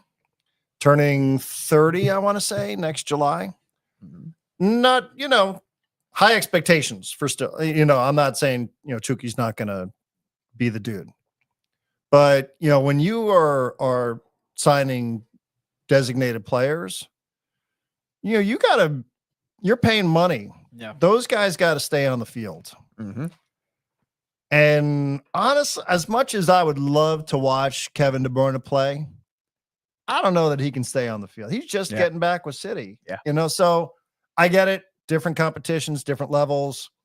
But MLS, a lot of travel. Different You guys see travel, that yeah. map that somebody put up this week of all the MLS clubs superimposed over Europe? Oh yeah, you would have to Yeah. travel to. Yeah. It comes out Russia at least to- like once or yeah. twice a year, right? Yeah. So, you know, there's a lot of travel. You're playing in different elements. You know, I mean, yes, in theory, would I like that?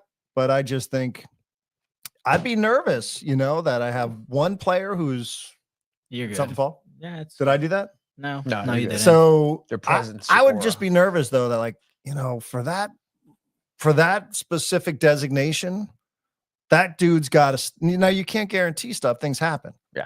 But that guy to me seems like, oh man, that's a little bit of a risk for me. I mean, you have the Palmeiras precedent saying Neymar's not going to join Palmeiras because I want a player that's ready to play tomorrow, Mhm. right? So I mean, you go with that mindset too. You're not going to sign a player that tends to get injured a lot. I mean, then Chuky is that type of player throughout his career. You know, he's had his fair share of injuries, and you know that as you sign the players. But you know, you're raising eyebrows, saying, "When is Chuky going to come back? Is he still going to play, or is SDFC just going to say, hey, you know what, just come over here, don't play anymore, and we'll get you ready for the season."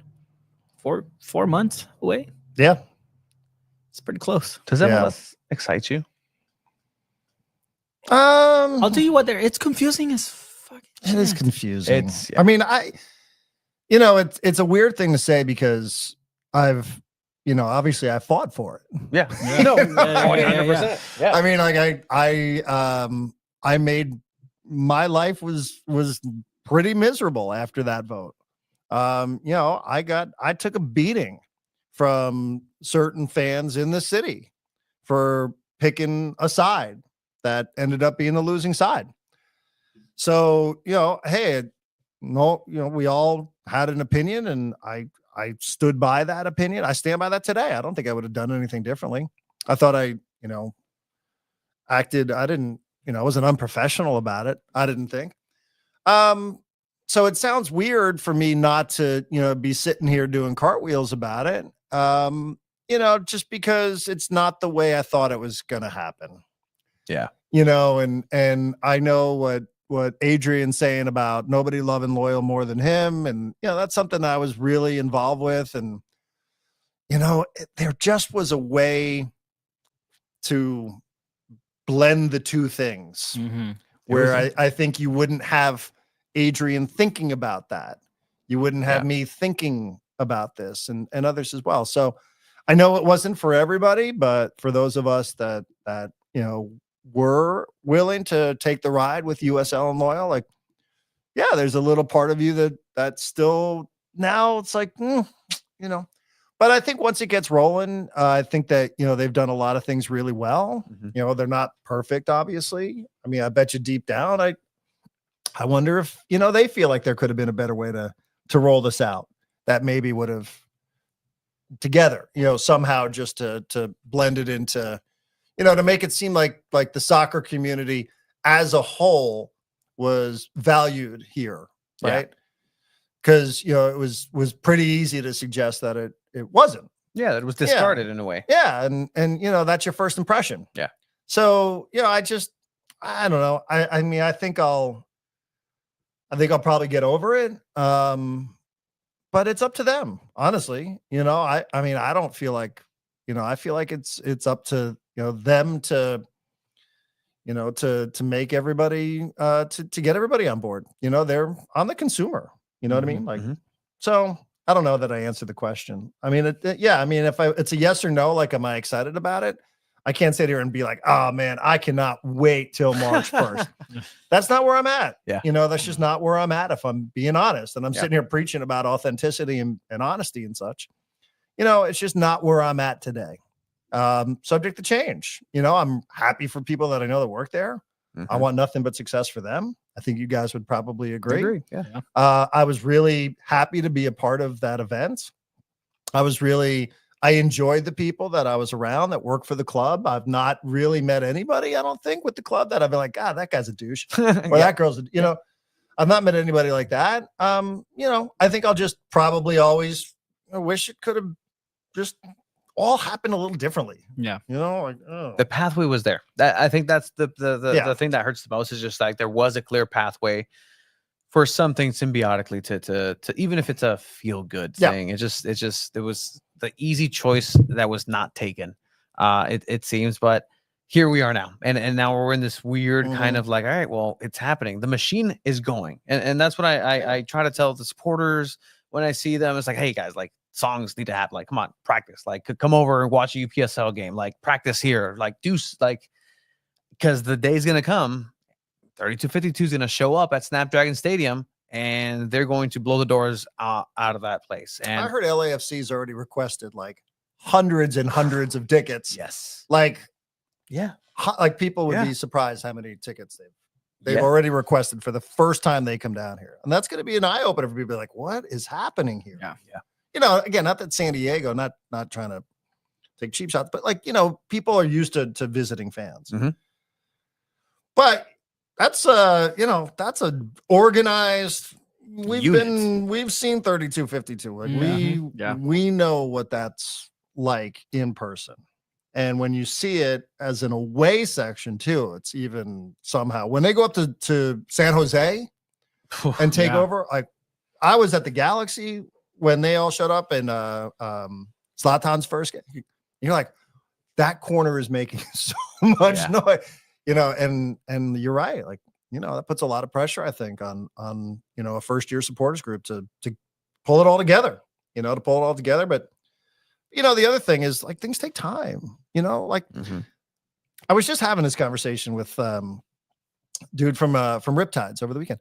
La Masacre was like, that didn't happen overnight. No, the only supporters group that really popped up overnight successfully was 3252. Yeah. And obviously there's a reason for that. There's 12 million people in LA County.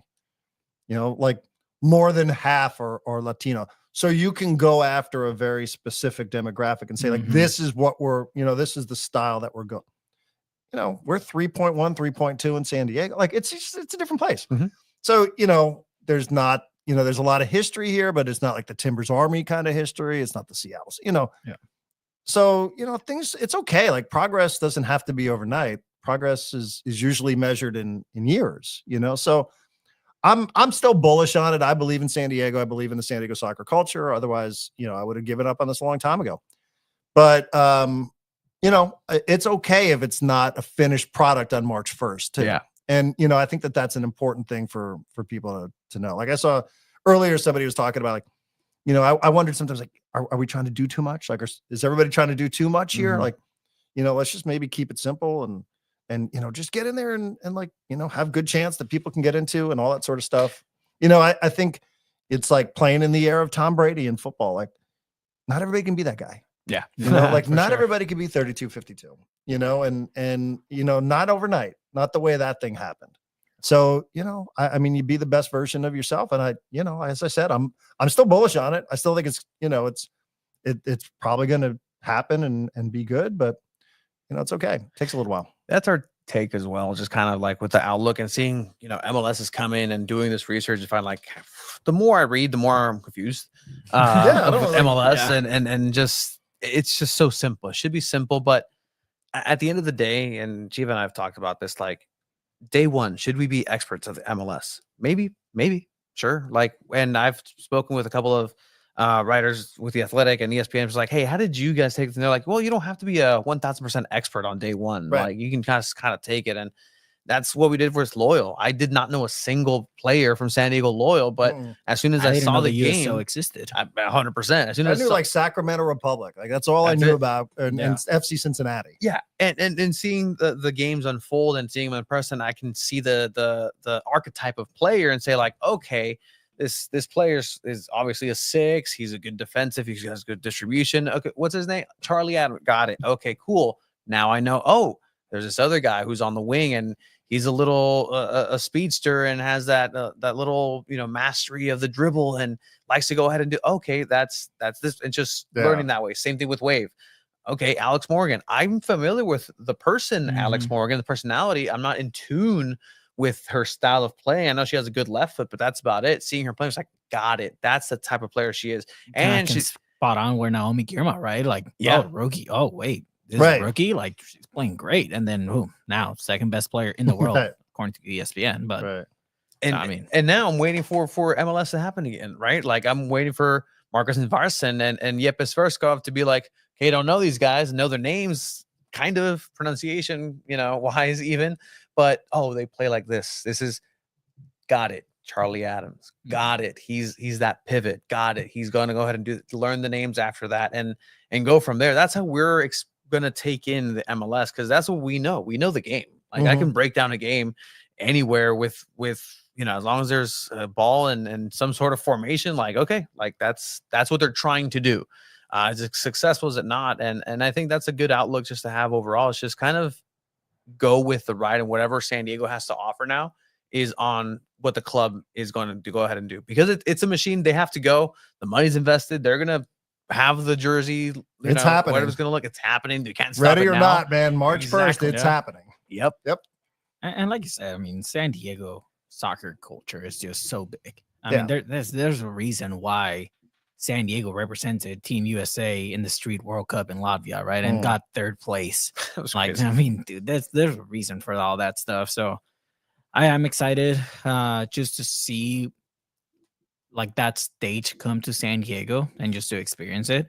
As a kid, you're like, oh, I mean, it's all Liga MX for me. It's all Chivas. But then you see Chivas USA and you're like, okay, interesting. MLS. Okay. The league in the US. Cool. Then you move over here and you're like, okay, not really into this. I'm not going to follow it. But now really falling in love with San Diego soccer, you kind of have to start diving into it and understanding it. And I'll be reading and I was like, okay, DPs. Okay. Playoffs. Oh, best of 3. Best of 3. All right. Interesting. So maybe changes again. Who knows? All right, interesting. Oh, Apple TV Plus. Okay. Interesting. Yeah. How is it okay to lose a game 7-0 and still have a chance to win a playoff series? Like, what? Wasn't there confusion about penalty kicks, shootouts too? Like sometimes they're penalty shootouts in order to decide a game, but if it doesn't decide we got a couple months. We do. Yeah, we do. If San Diego FC makes playoffs, I mean, at that point, we'll doesn't see. everybody? Isn't it like Half the 10 league. teams? Half the league Yeah. make So like playoffs. 20 out of 30, right? Yeah. You have to be really bad to not make playoffs. Oh man. Well, I mean, I mean, who knows? There's Who 6 knows? players. Yeah. yeah. So Yeah. exactly, they can't even feel And the they'll team. get Sergio Ramos and And one of those players is 18.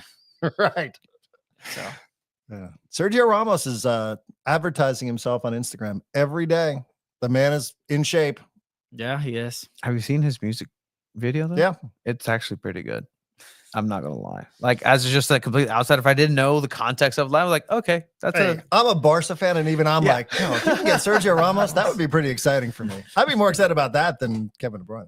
no, absolutely. Yeah. I mean, and it's a World that's Cup winner. That's what you have to do. You just have to move that needle enough to just move over. Because look, you got Antoine Griezmann joining LAFC more than Right. likely. You have just the French connection up there. Ramos is linked to everybody right now. His as you're wife saying. is even on Instagram, like, please get this man out of my house. Yeah. Actually, Sergio Ramos actually approached Florentino Perez at Real Madrid and offered himself Yeah. to like, hey, if you guys need, and they were like, no, They have Well, problems. We're good. Mm. We have our issues, but Yeah. we're That's not good." his level, though. Yeah, no, absolutely Yeah. not. And But he played well for Sevilla in Yeah. his last season there. Yeah. He was one of their higher rated players. he returned, and you know, that Class is was- permanent, you know. By the way, his Instagram experience is a good thing you can do with your wife, just so in case anybody out there's looking for some advice. So, Oh. yeah, Oh, All right. wife, yeah. Again, I feel like a traitor for saying this, but still, it's okay. It's fine. Game recognizes game, Darren. Yeah. Right. yeah. He's one of those dudes. He is like the classic hate him if he's not on your squad, Mm-hmm. love him if he is. And I've mostly hated him. Yeah. But I'd be willing to give him a chance. There has to be another splash. I don't know. Like, but then again, who are you gonna throw another Chuky mania for someone like Ramos? I don't think it works for really anybody else. Do you? Right. Right. Yeah. I mean, Chuck is just, Mexico icon. I mean, the thing is, would Chucky be that big if he didn't score that goal against No. Germany? No, right? No. Right, which was 2018. I mean, that's A long time 6 ago. years ago. But that was still a great night. Yeah. Oh, No, it was. Oh, it that was a fantastic. great It's night. One of the It was best nights fantastic. of my life. And that's why I say, like, I'm really bullish on it, you know?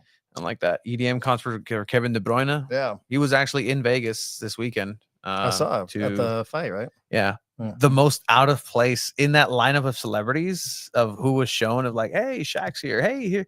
And then it's like, hey, Kevin De Bruyne. Kevin De Bruyne. And I know people were just, who? Like, I said that. I Yeah. was like, who is like, I know that. I was like, oh, yeah.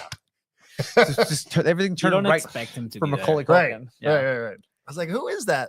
Oh, okay. Like, I feel like you'll expect Neymar to be there or Right. something like that, you know? But Kevin De Bruyne, all right, cool. I love it. But yeah, I mean, we have a couple months to go. We talk about some wave. Landon no longer the head coach of that team. Just did a huge favor for, you know, they need to have a team with the manager technically. So Yeah. Landon filled in. Mm. His coaching career is over at the NWSL with that experience. Do you ever see him coming back MLS Yeah. I for mean, SDFC? I don't know, man. Podcasts take a lot of your time. we all know Landon.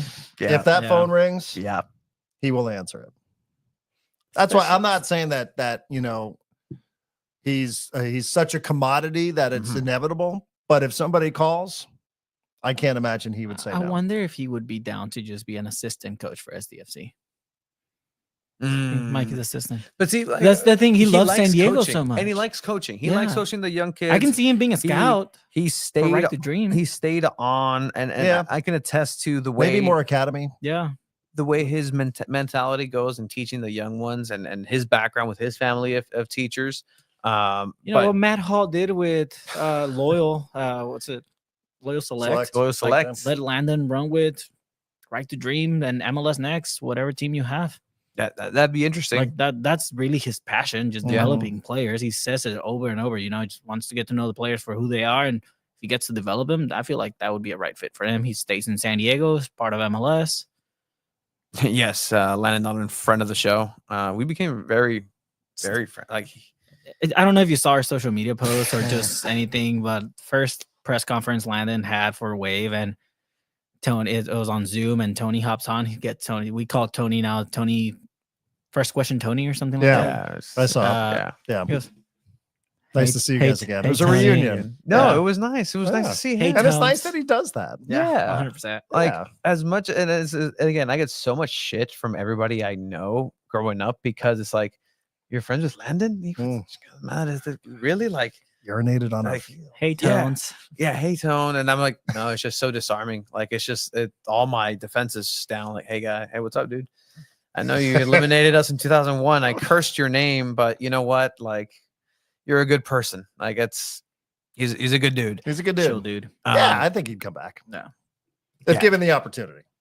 Yeah, 100%. If I mean, it has to be there. he said it, right? Like MLS clubs call him and offer him a head of coaching job. Like at least 3-4 MLS clubs have done that. So who knows? I can see him coming back, but I would love to see him stay in San Diego. And like I said, if it's something with the academy or anything like that, I feel like that'd be a great fit for him. I don't know what Mikey Varas has to bring to the table, but I mean, we've all seen Landon ball, and it is very different. It is very risky. Not sure if it would work in MLS. It didn't really quite work in USL or in NWSL. You just wait until my guy Nate Miller takes charge of Salt Lake City, and they win it all. You watch out, all right? They're competitive this season. They're gonna be like, oh, Coque Vegas just won a championship with a USL championship. Bring him on. Oh, that's what I need. But would you bring somebody in to work under Mikey Varas who potentially is more popular?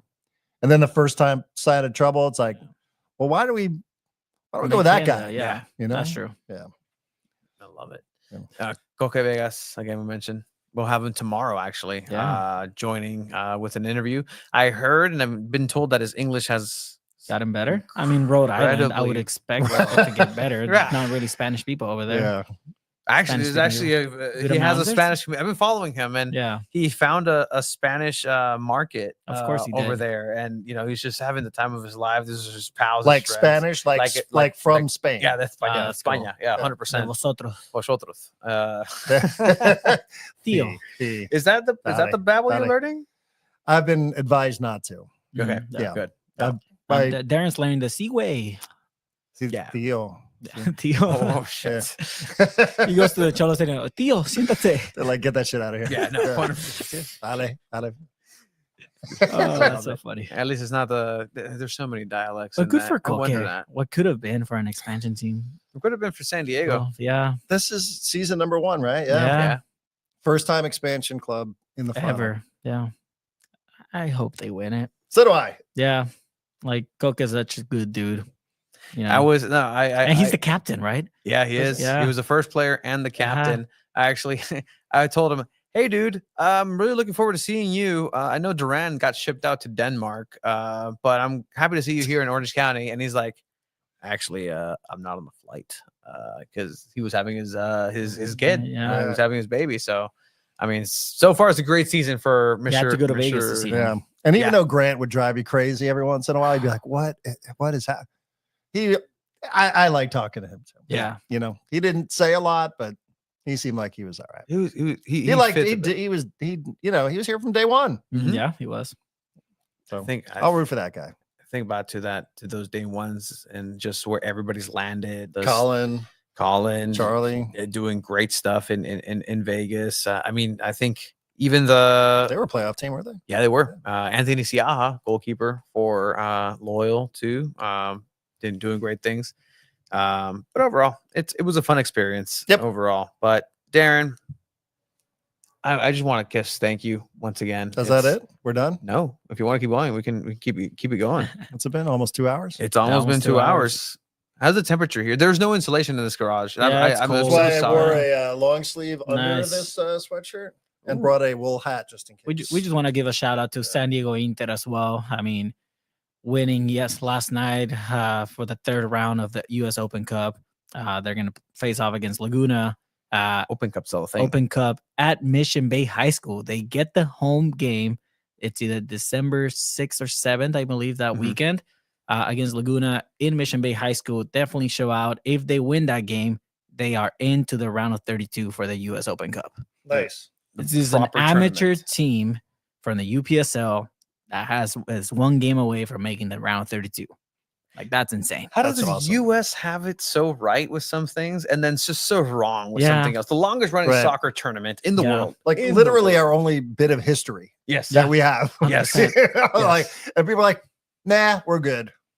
I mean, I don't think this will get me in trouble for saying it, but you know, that night that I hosted, there were no rules. Like I Mhm. wasn't told not to say certain things. But I did bring up the idea of, how, like, just what is your philosophy going to be prioritizing overlapping events, Yeah. right? Like you Mhm. have your MLS season, you're going to be involved with Leagues Cup, maybe Open Cup. And, it was the only time like, we don't, we're not sure what's happening with Open Cup. Yeah. So they didn't say no, but it was like, Yeah. we don't want to make news for this. Mhm. So I just tucked the question away. But, I would say, and I think that this is a good thing for SDFC. They made it pretty clear to me that, like, if given the option, they absolutely want to be involved with Open Cup. That's good. 100%, especially given the type of team that they think they're going to be putting out there, which is young, right? Mhm. Mhm. Those kind of competitions, if other clubs are going to say, like, this isn't a priority for us, then the way it was explained to me was like, no, like that sounds like a great opportunity for a squad full of young players to play in a competition where we might actually, go ahead and have some success and find some success. And I was like, yes, That's like, refreshing. yes, like, I'm so used to like MLS shitting all over it. And I was like, Yeah. and again, I don't want to speak for them because, who knows, they might end up in a situation where the league decides one thing and they have to fall in line with that. Yeah. That sucks. That really sucks. But just in like an off record conversation, they were like, no, like we would love to be involved with the Open Cup. Like that's a really cool opportunity for us to, to go ahead and like make a mark. Now, I don't know if people will show up for it. Like we showed up for it when we were supporting lower division. Yeah. Mhm. Will it be the same? Will that resonate in a 30,000 plus person state? I don't know. But I really like that from them, where it seems like so many of the MLS clubs and the MLS leadership is trying to say, we don't really need this. Mhm. This is a waste of our time. This is beneath us. They were like, no, actually, we that would be a really, really fun thing. Like that'd be a cool thing for us to participate in. And I was like, yes. Yeah. Say that publicly. Here's the thing. I mean, as a new expansion club, right? I would think you want to participate in as many tournaments, games as you could. I mean, say you don't make playoffs in the MLS, but you win the U.S. Open Cup. That's a successful season, right? I think so. Yeah. you Silverware. won silverware on your 100%. first year. So, like, I think if given the option, SDFC should try to be involved with the U.S. Open Cup, especially if the San Diego Internacional team make it, then realistically you'd be playing them in the round of 32, right? And then we'd have the team where San Diego Football is the commentary team for the home team, San Diego Internacional, where now we'd be commentating an SDFC match. So, which is the most ridiculous thing. Like the realization happened yesterday of like this might actually happen. Yeah. And the last time we did was that rogue Open Cup match at On the Twitter sports Spaces, day, on on Spaces, Twitter yeah. Spaces. Yeah. And I just think back to that, I'm just like, what? It's just such the wild west of just things to do. Yeah, because you could just do it. Yeah. Like on one day's notice. Yes. Or like tonight, Yeah. like let's just throw it together and make it happen. Yeah, I mean, that's another adjustment, I think, for a lot of people. It's just the corporate structure of Major League Soccer is different. Just everything goes through the league. The sports landscape is going to Your have shirt to sponsor adapt. goes through the league. Yes. it felt so You weird can't go yesterday. get Charlie, Yeah. Direct TV. But, I mean, it's, the next wave of technology is satellite technology. Isn't Jesus DirecTV actually moving Christ. into streaming as well? Right? DirecTV That streams, would be the smart thing to do for them and their model if they want to just exist. I remember growing up in my apartment, I could never get DirecTV because I lived in the bottom floor of the apartment, so the antenna would not get any service. Same problem. I've never had cable in my life. That's why I reference Huell Hauser in the first hour. It's just like I'm watching PBS. That's how I learn English. I mean, you collect the stamps for free turkey. So I mean, I did collect stamps for free turkeys. That's I feel it. That's what it is. I used to live in Mexico, and so everything is 10 years behind. You remember Fox Rocks? Yeah, kind of. It's just like on that midnight, the Fox program with Battle of the Bands. Yeah, and yeah. Like that was my idea of American entertainment. As a Mexican boy just growing up, I'm like, oh wow, what's this? And this is so cool. Like Saved by the Bell and this. Oh man, I can't wait to get my own locker. It didn't happen. That's not the reality of life over here, especially post when I came post 9/11. It was different world in general. Yeah. But yeah, I mean, perception didn't meet the reality. It did reality didn't meet the perception. Yeah, no, it was not. Teenagers did not put ketchup on everything, as opposed to what I thought. But you know, that's live and learn. You're not no here or there.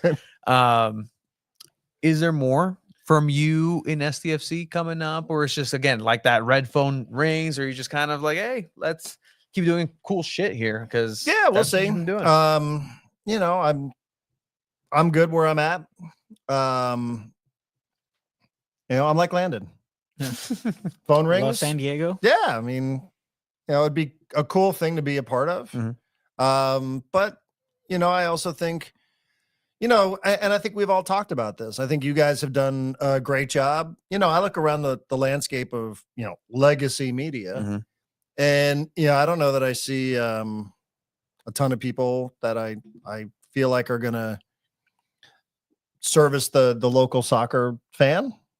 So, you know, I think there's opportunities to, you know, to do stuff that in coverage, you know, and in covering this, that, you know, I don't have to go work for the team. Yeah. You know what I mean? Like, yeah, I can still, I think that there's enough room to cover it without working for it, you know?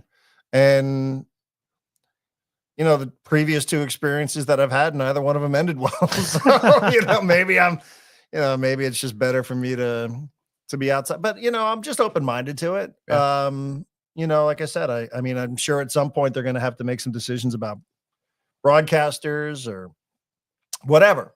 And, you know, if there was something that would appeal to me and something that would be appealing on their side, then, you know, I'd definitely be open-minded to it. But, you know, that thing hasn't yet presented itself. So why isn't that sticking? I guess because again, like this is a major league team, right? And it's still Padres dominance, San Diego State dominant, and you have money coming in. And then, again, I'm very pragmatic about that, right? Like you have money that's right there, and you can go ahead and take it and make a quick buck, but you can also make a sustainable buck across the existence of San Diego FC and MLS here in San Diego. But is it just the sport that turns people off in legacy media? Which, again, yeah, I think so. I mean, I think most media was built to cover football. Yeah. You know, so when I got into local radio here, you know, every other show had somebody who played football or covered football. So, you know, that's where I sort of found my niche, prioritizing more baseball. And then, you know, starting to prioritize baseball and soccer on radio. So, you know, I think, you know, plus there's a lot of old thinking in legacy media that doesn't exactly shout out that, you know, they're keeping up with local younger trends. And the flip side of that is, you know, soccer fans by and large have said, well, I'm not getting what I want here from this radio show. I'm not getting what I want here from this telecast. So where can I go find it?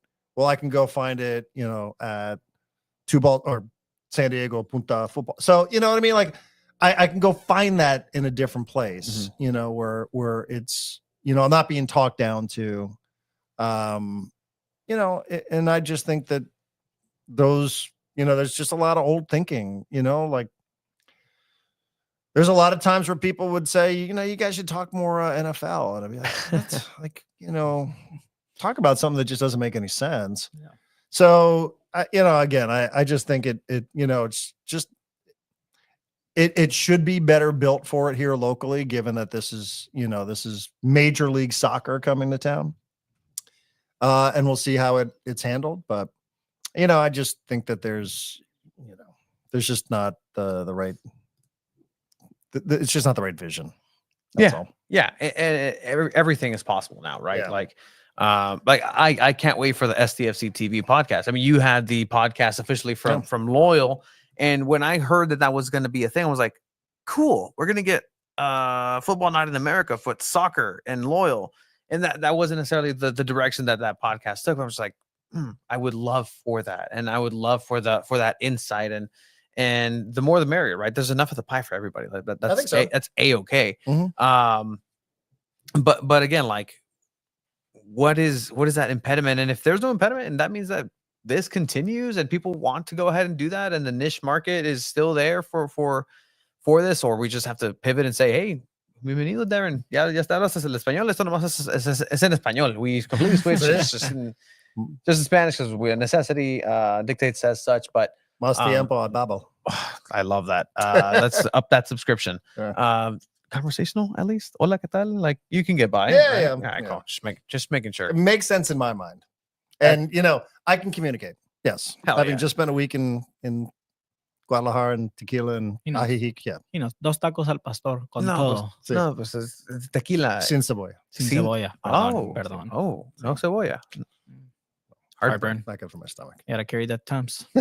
Yeah. I do. No, I do now. Me too. Yeah. Yeah. I mean, it tastes great. Yeah. But about an hour later, Mm-hmm. Yeah, it's going rough. going down is fine, Yeah. but it's coming out is that difference, and Yeah. that's where the expert touch needs to happen.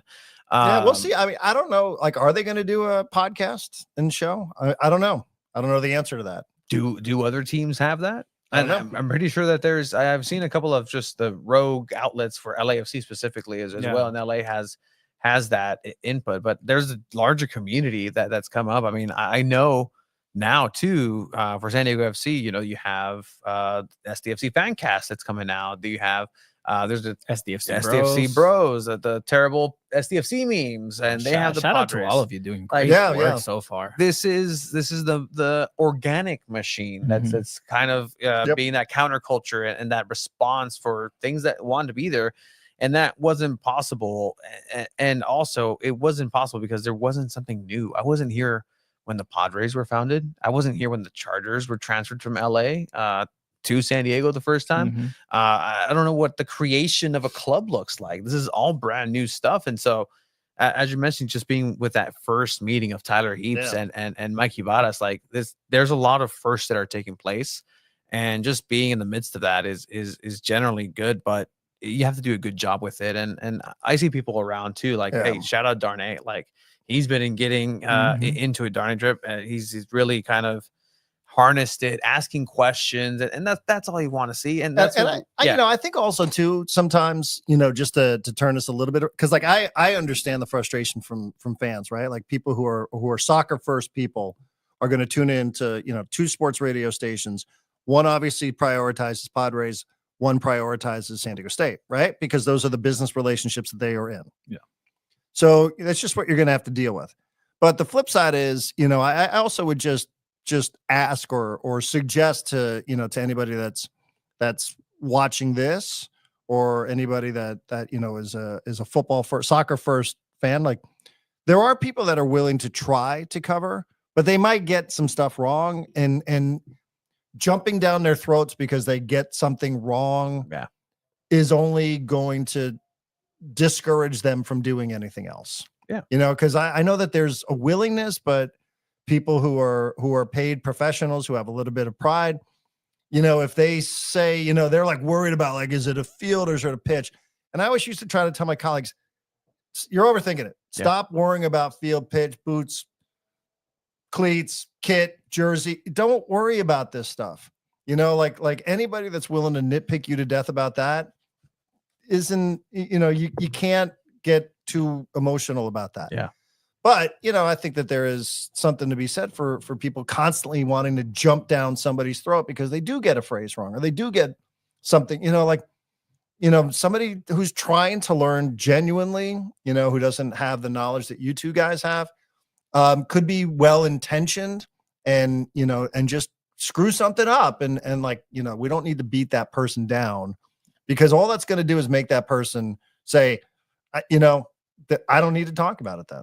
That's just a bad experience for me. So I think if somebody's willing to learn, like you mentioned, Darnay trip from NBC7, if somebody's, trying to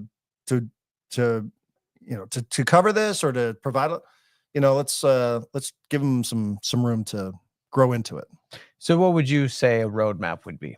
Right? Like, again, you classically trained sports in America, and you've had your background obviously covering the game, but like, if you were to be put in a situation in legacy media right now where, hey, this MLS team is coming in, we need to figure something out, something's going to have to come out in the sports wrap or whatever show you have, how do you introduce the game and in an organic way to get that understanding? Do you say, hey, what subscriptions do you have? What can you watch? You have YouTube, you go watch highlights. Who do you like? Is there a place where you would recommend or somewhere where you can point to be like, okay, consume this? And, soccer's an easy sport generally to understand. Don't get me on offsides. I'm still kind of confused about it. They keep changing shit. Don't get me on VAR. I don't know what a handball is. I don't question. Super slow mo is gonna. Okay, sure, that's fine. But where does one start? Do you have any sense of like where you would direct somebody to say, hey, just here's a good place. Go play FIFA. Go play some video. Yeah, game. play FIFA. I mean, go to games. Yeah. Go to games. Go to any game. Go to Open Cup. Like, it's all there. I mean, it's all right there. You're not, again, things take time. Progress isn't, you're not going to cram for this test and be ready to go by tomorrow. So I think if you just make if you make your intentions clear that you're trying and you're open-minded and, you dig it and you're into it, like for whatever reason you're into it, I mean, is soccer, it's sometimes it's really boring. Yeah. But, like I love the culture of the sport. Like that's what brings me in is the cultural aspect of the sport. So, just find something that you feel really, really passionately about and go from there. I think I mean, listen, if me at that stage of my career can start turning it into something that becomes a regular part of my daily routine and, my agenda, then, I think other people have those opportunities as well. And also it's there's going to be a market for it. Yeah. I always used to tell people like, man, like there's so many soccer fans in this town. Why would you run the risk of trying to turn these people off when you can convert them into listeners? But, sometimes not everybody wants to hear that. And to have the backyard of really good soccer to begin with, right? Yeah. Like you haven't had to go to an MLS team because there hasn't been one, first of all. Even before Lowell, even before 1904, even before this soccer community has always existed here. I mean, if you wanted to go watch a good baseball game, go watch a good high school game anywhere in a county, you'll find great talent. You can sit there and enjoy the sport as pure as you can. Enjoy. Go watch a game now at Point Loma Nazarene. What a beautiful, beautiful field that is. I mentioned I go to the Boys and Girls Club in IB. And sometimes I just sit there and watch the pickup games. It's just, I mean, I'm not keeping score or anything. I need you to join one of those games one day. Go to East Lake Soccer League. Just watch people actually compete too. Like you did retire a winner. I did. I went out on top. Damn right. I did. But I have friends that play in local leagues too, and like people that are in our Barcelona Peña, like they go out there and they play on a regular basis.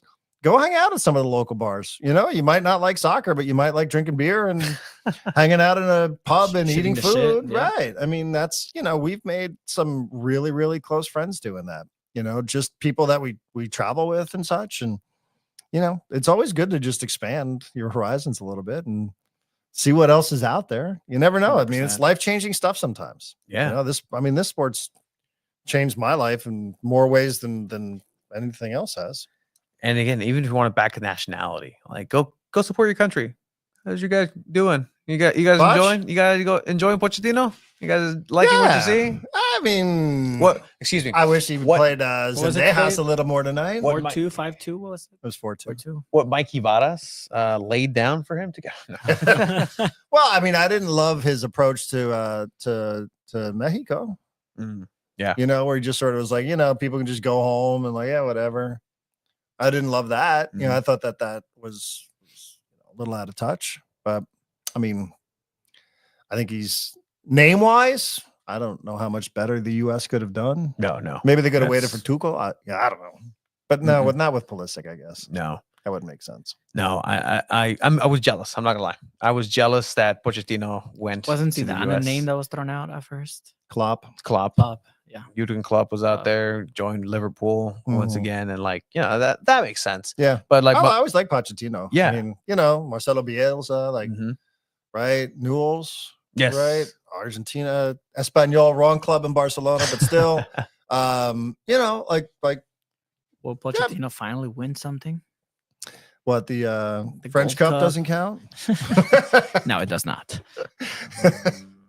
I That, value I mean, that's something. French Cup over the Gold Cup, CONCACAF Gold Cup, I mean, he has time. And I like. CONCACAF Nations League. I'm not happy that I'm happy for the U.S. for getting Pochettino because that's the right move. That was the 100% the right move Yeah. to get, and somebody who's going to develop the team into 2026, your home World Cup, and really have a chance at it. And there are some managers who are tournament managers.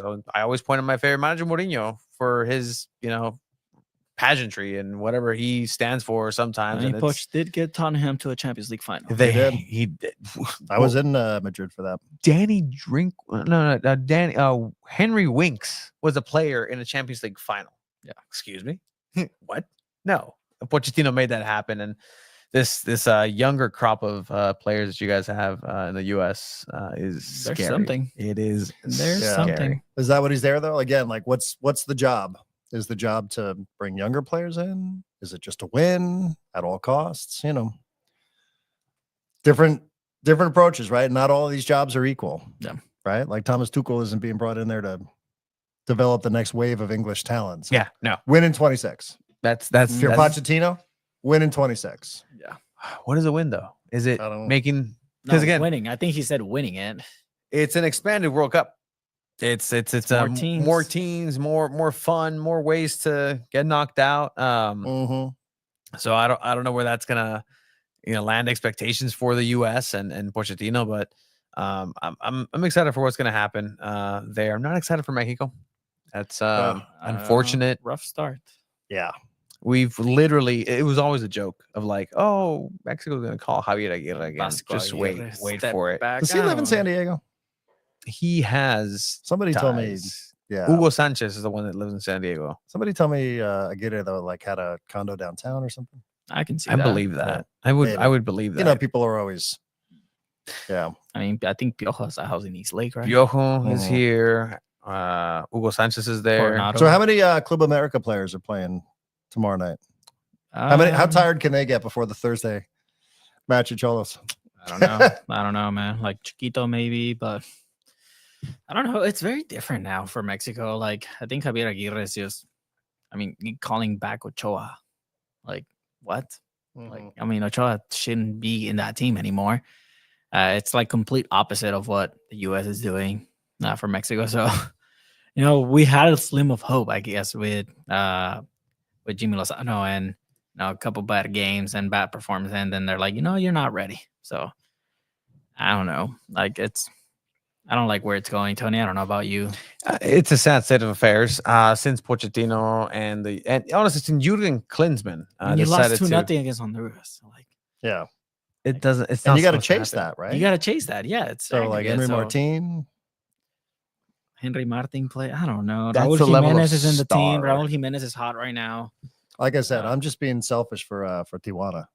I just want Yeah. the Club America players. So that's why I was disappointed. The Sendejas Sendejas, didn't yeah. play tonight. Yeah. Yeah. Like 2 minutes. Yeah. Come on, man. Get them on Tire there 'em like out. 60th. Leave him in there. Yeah, come on. I want to watch as many playoff games as I can in Tijuana. Yeah. That'd be cool. New Juan position. Carlos Osorio is a coach that I always say, as a club coach, he would do good. He makes a lot of rotations. Like his style is different. And he kind of came in and really fixed Cholos. Reinvented Joe Benny Corona. Like that's a resurgence for his career. Like Hey, his one goal was his most important one. 100%. That was one of the most important goals that they had Mhm. all season. Yeah. I love Was that. it the tying goal, right? Yeah. Yeah. I think my brother had called me when Chivas lost to Puebla or something. And he was like, You're freaking kidding me, right? Like, had you guys won this game, we would have probably qualified straight through and not have to play America or you guys in the play. And I was like, hey, dude, I'm sorry, my team's not that good. Like, our coach just literally abandoned us and stole AC units from his apartment. I can't wait for that. Just again, we're next to that. The MLS here in San Diego is next to Chivas, the biggest fucking team in Mexico, having a coach literally, go out for milk. The manager goes out for milk and doesn't come back, and That's literally what he did. Like, it just appeared in Sounds Argentina. terrible. Just you to hear pop about up. all that for Yeah. Chivas? Hmm? You hear about all that with the Yeah. coach they had? Fucking terrible. I mean, he's suffering with Boca right now. So good. Yeah, Good. let him suffer. Yeah, don't somebody think- I don't earlier said think that's they'll where win a game. Ramos was going. Boca. Yeah, well, I mean, they need They deserve someone. each other. They keep getting scored on, so I don't know if Ramos gonna solve that. yeah, I don't think so.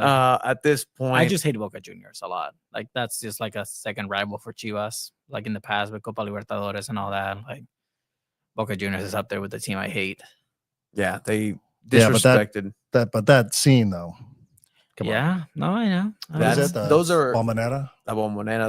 Those are what you call hinchas, as opposed to a barra, which is actually a point of discussion that's being had locally of like, what are the supporters? Are they a barra or are they a hinchas? Mhm. And the difference there is that hinchas It's the same is- meaning.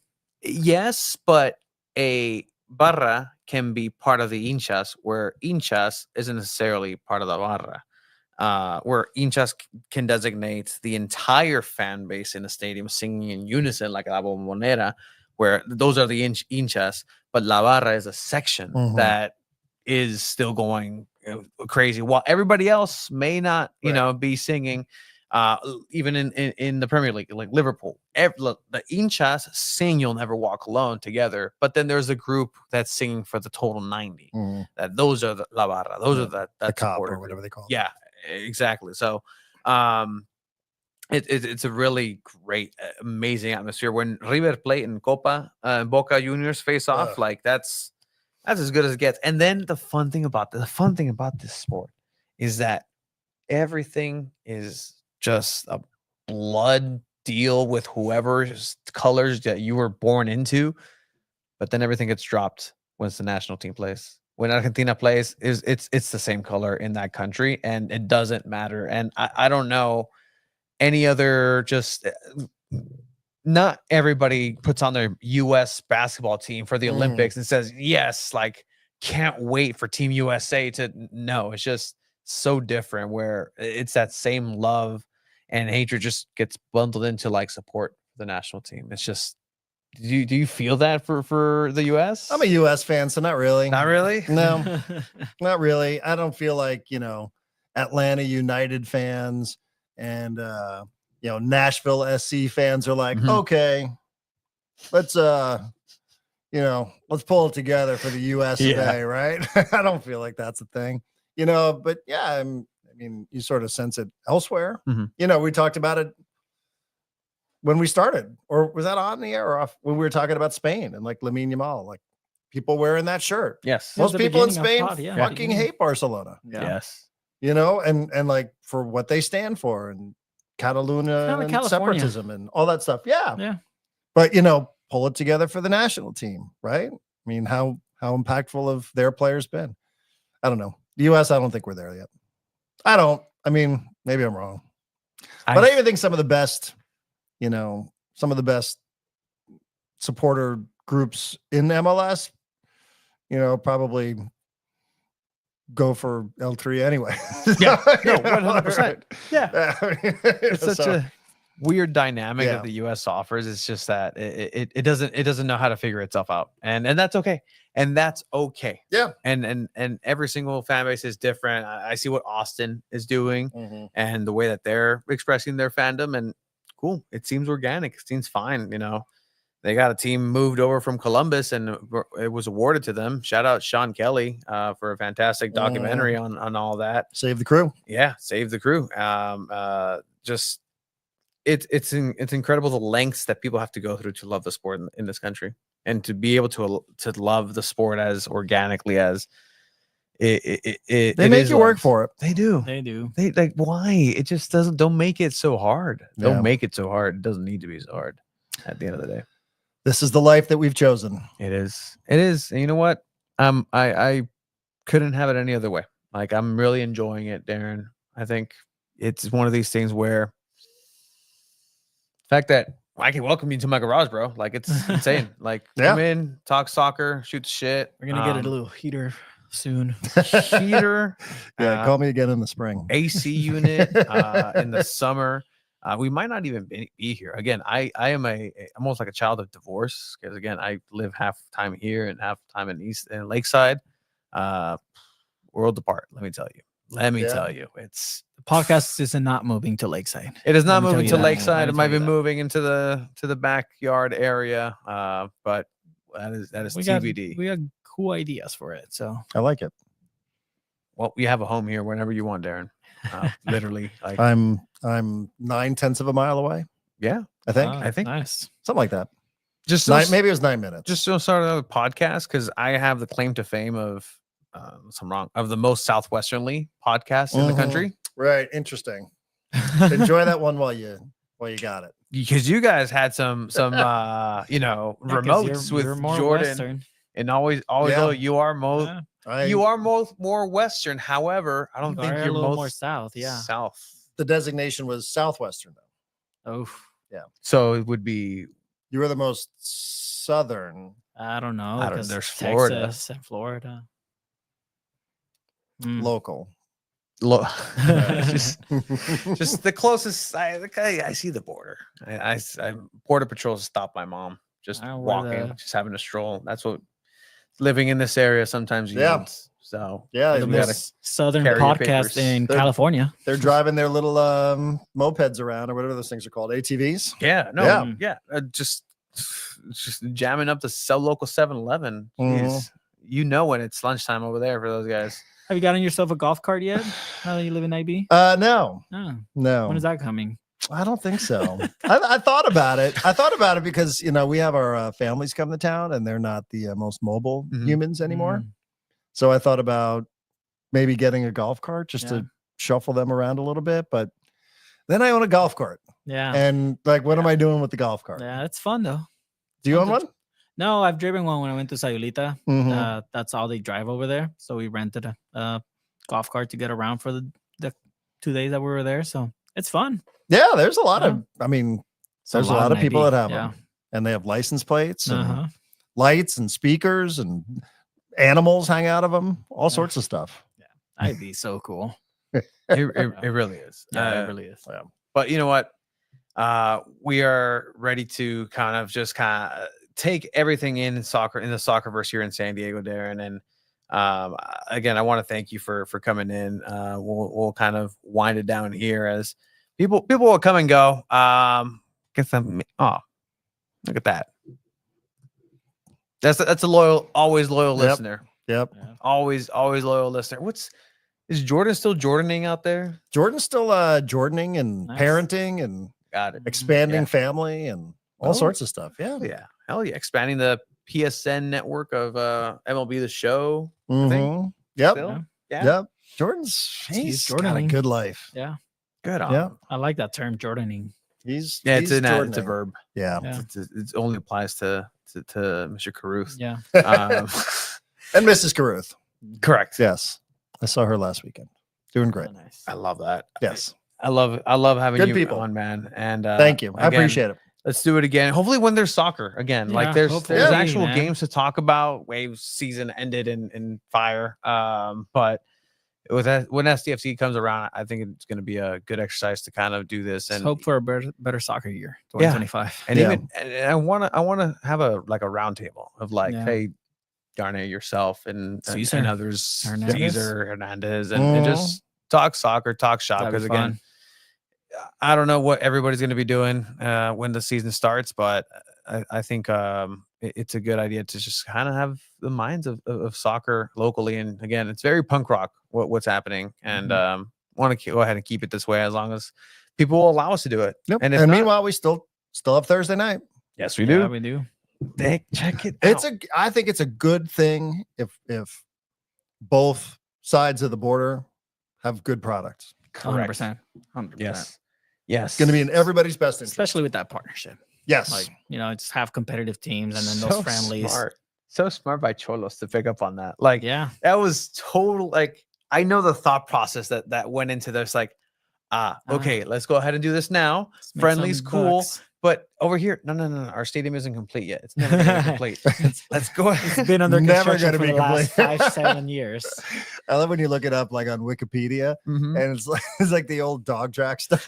Yes. Like, man, I remember going our first matches there. It was like the press box was I mean, it was a quarter the size of the garage. Yeah. And everybody was crammed in on big tall chairs. And if somebody backed into you, it's you get hit right in the Yeah. oh yeah. It's come a long way. And it still has A long way to go. It go. still has an incredible amount of Yeah. OSHA violations. Yes. Like you see varillas, what are those called in English?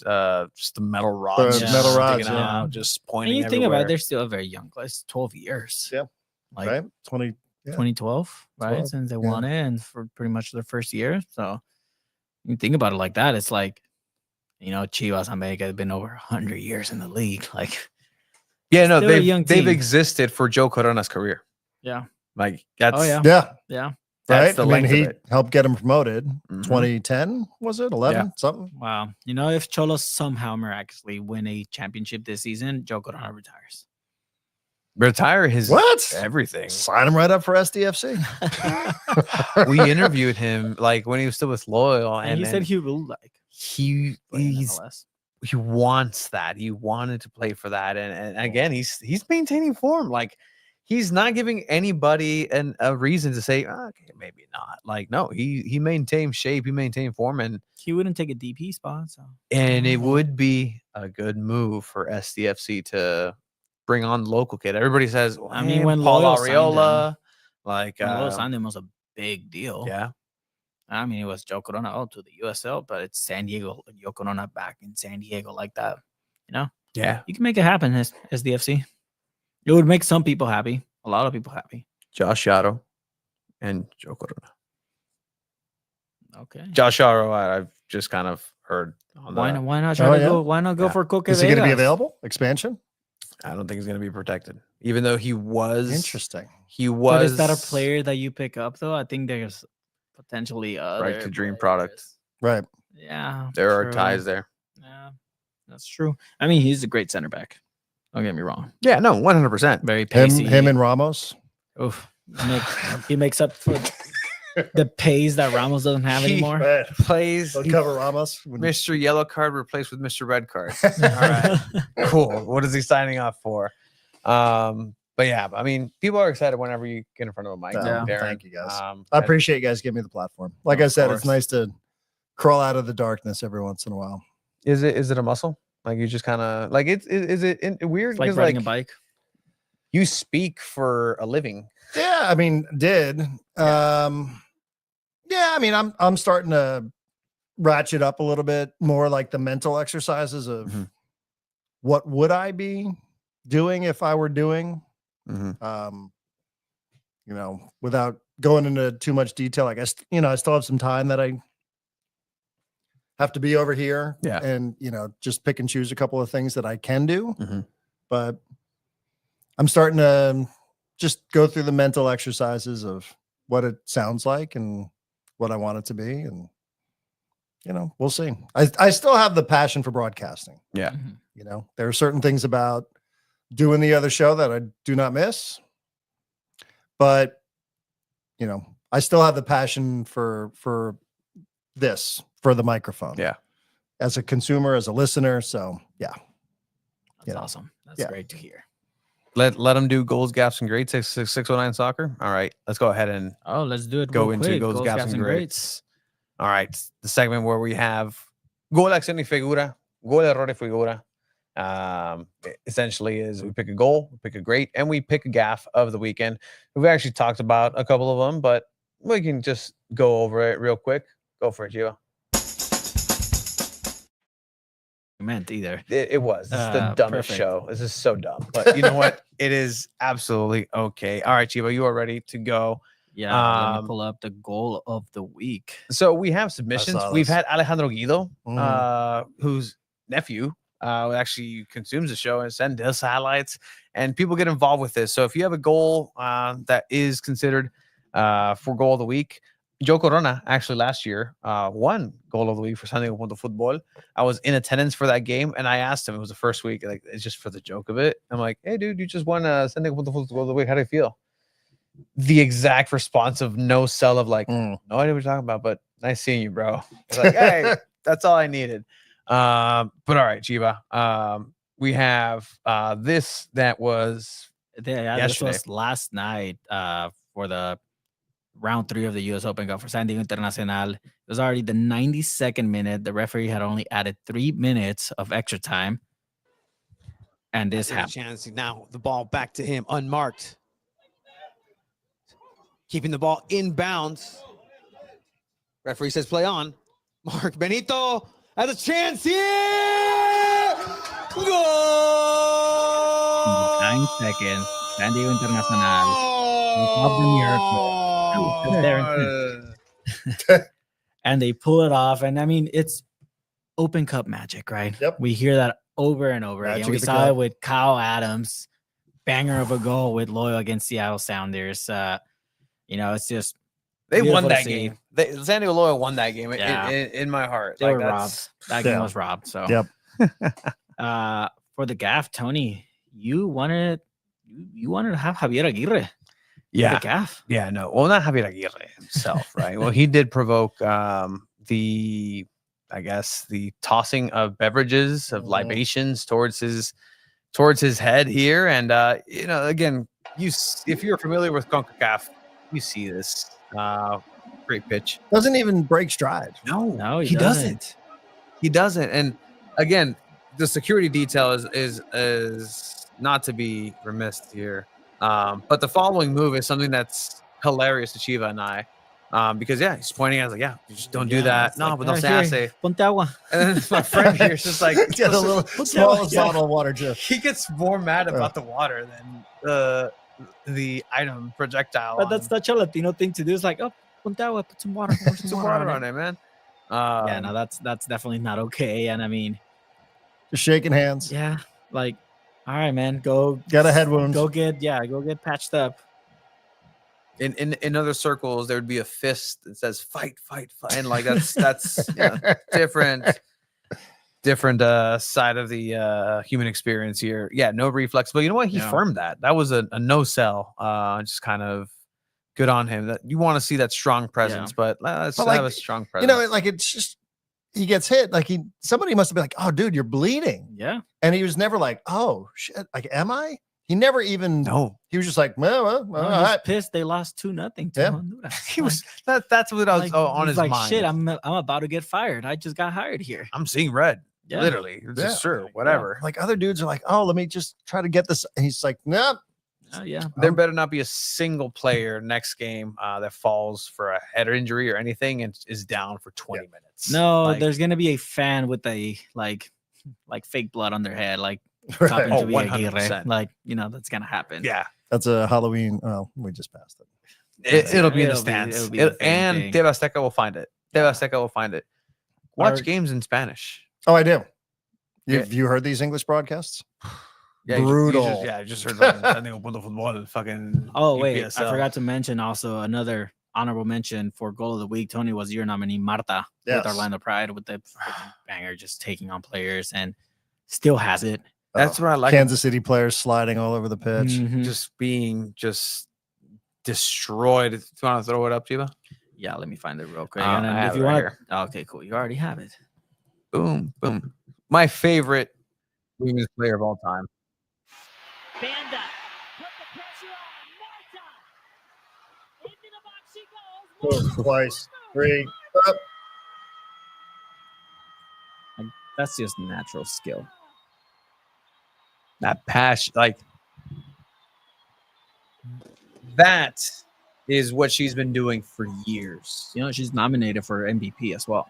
Yeah. She's in the finalists for MVP on the voting, and you see why. She's retiring, I believe, at the end of the season. And this Orlando Pride has just been a dominant force this season. Won the Supporter Shield. Yeah, won the Supporter Shield. They're the favorites to win the championship as well, winning the semifinal. So, I mean, Orlando Pride is just there to win it all this year. You see it here, just that move right there to Right. dispose of. What's the best goal you guys ever saw live? I know the one. For me, you. for me, it's Giovanni Dos Santos against the U.S. in the Gold Cup. I was there at the Rose Bowl as a fan, just watching. When my dad and my brother, but I was right on that corner on the line, so I got to see the goal get chipped in and the defender jump and just perfectly. That's the best goal I've ever seen live for sure. I don't know you, Tony. I mean, that's a good goal for me. That's a great. The goal that made Tim Howard cry. That's how I remember this goal. Wasn't this U.S. was up 2-0, yeah, right? 2-0, Lost like 4-2? 20 minutes in. Yeah. Yeah, lost 4-2, right?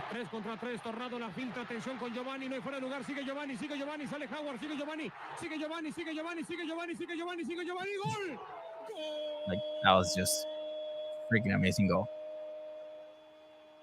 This was Landon's Pollito celebration game It too. was his Pollito celebration too. Mhm. Yeah.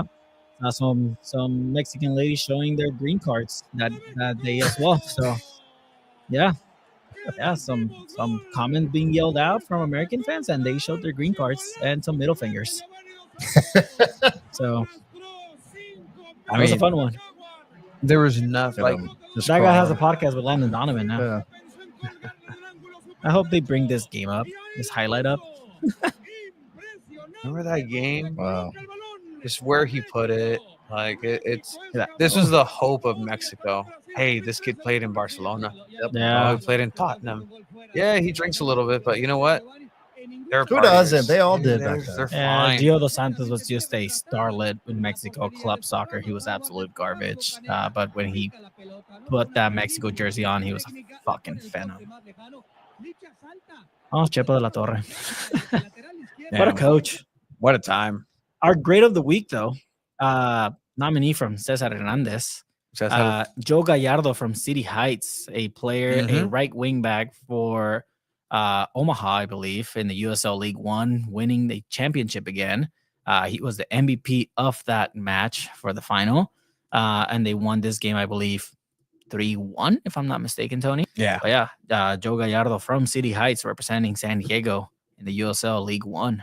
It's been a how is it described in baseball? A hot talent hot lava. It's always been that for soccer as well.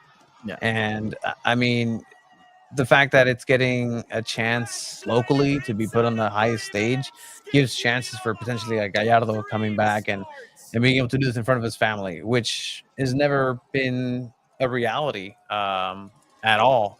And you see the passion for the game clearly. Like, this is a USL champ, not even a USL championship, a USL Division 1.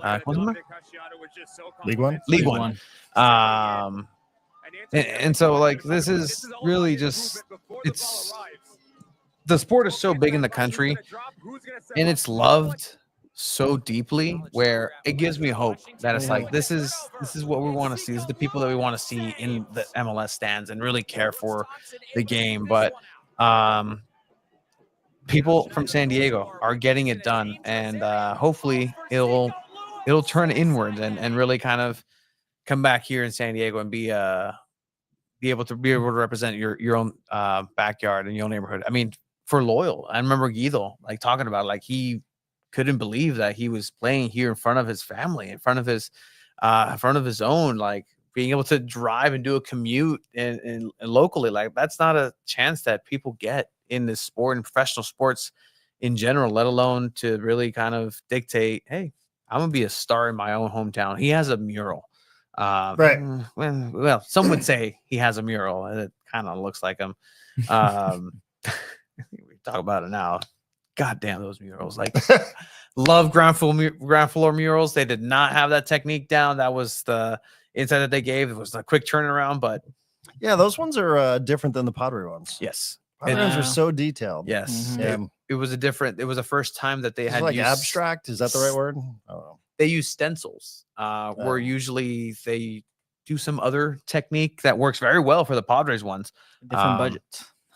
and the time frame Yes. was a little bit different. I checked on the San Diego Loyal store one, which by the way, the sign's Still still there? there. The sign's still there. Yeah, still paying rent. I asked Andrew, I said, I'm like, hey, what are you gonna do with the sign? He's like, I still don't know. So if you're in the market for a giant USL Championship sign for the San Diego Loyal, it does. Yeah, I've right? asked how tall it Yeah. is, and I'm not.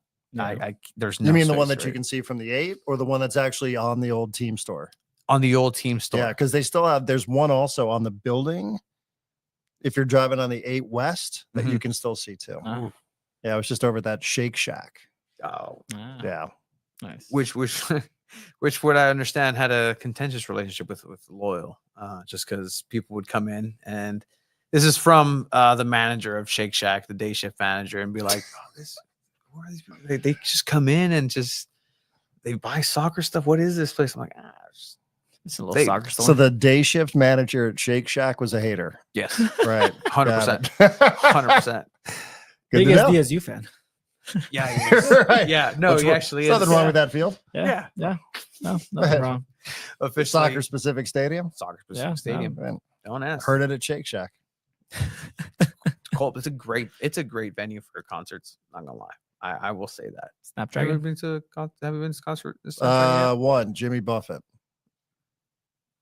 Yeah. Absolutely. His last one. It's the last one, right? Oh Mhm. yes. Yep. That's crazy. Who have you seen? Coldplay.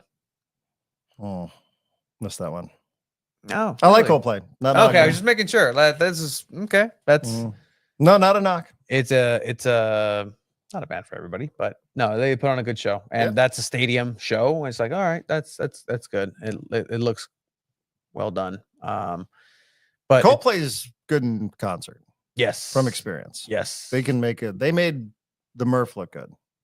Oh yeah, Yeah. yeah. I've actually seen him in person when it was an audience of 10 people. The Kevin and Bean show and K Rock. Oh, Colin Martin's mural is now painted over. That's unfortunate. Oh, Guido's is still there on Thursday. Gilles, I saw it the other day. Yeah. Yeah. It frightened me a little bit. Not gonna lie. It's just and Duran's is still there. Durant is still there. He's Ah. still surprised that he's getting the Both ball. the guys that are San Diego natives are still there. Mm, Mm. mhm. Interesting. And Colin Martin was just like, nope. I think Colin Martin might have commissioned for it to be painted over at the end of the day. Shakira's playing at Snapdragon. Yeah, that's Don't lie. that's big. That's big.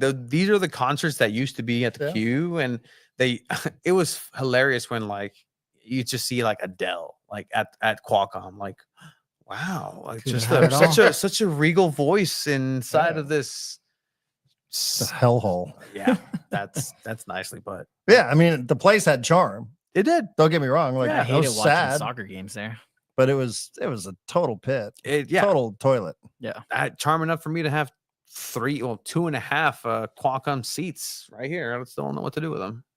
You didn't like it for soccer? You weren't there No. for Chicharito's birthday against Chile? No, I Oh, was man. not. Were you there for Lionel Messi? Yeah, 4-1. I sure was there. I was there about for the- Mexico Venezuela 1-1 tie. How about Cristiano's hat trick in the know. last 5 minutes against Chivas? Missed it. Didn't get to go. Hmm. I was heartbroken. Yeah. Thanks for bringing that back. So many good memories for you. Yeah. Fuck the Qualcomm. I did good riddance. To answer your question, the best goal that I've seen in person, I think would have to be Adrian Perez curler. that San Diego Loyal game against Sacramento. I love the I play. love team goals. Mm. And it was the first time where I was so close to a team where I would see them practice and see them try to do something and then try to execute it during the game and it not work over and over and over. That one play where Austin Guerrero had the ball, goal kick, first touch in the midfield. I think Jack Blake might have been involved with that. Alejandro Guido gives the assist over to Douglas Martinez, and Douglas Martinez slots it in against Sacramento Republic in a night match. Like in person, like I felt that team just be relieved with like it finally fucking worked. It happened. The hard work, the the instructions from Nate Miller to do this and be there, but instinctually it just tells you to not do that, but you did it anyways. And it's just like when you have a bunch of cables all tangled up and you just pull them apart and they could become undone. It's like, wow, that was like, that moment was really, really cool for me. Just on a team basis. And I love team goals like that. Like it's beautiful.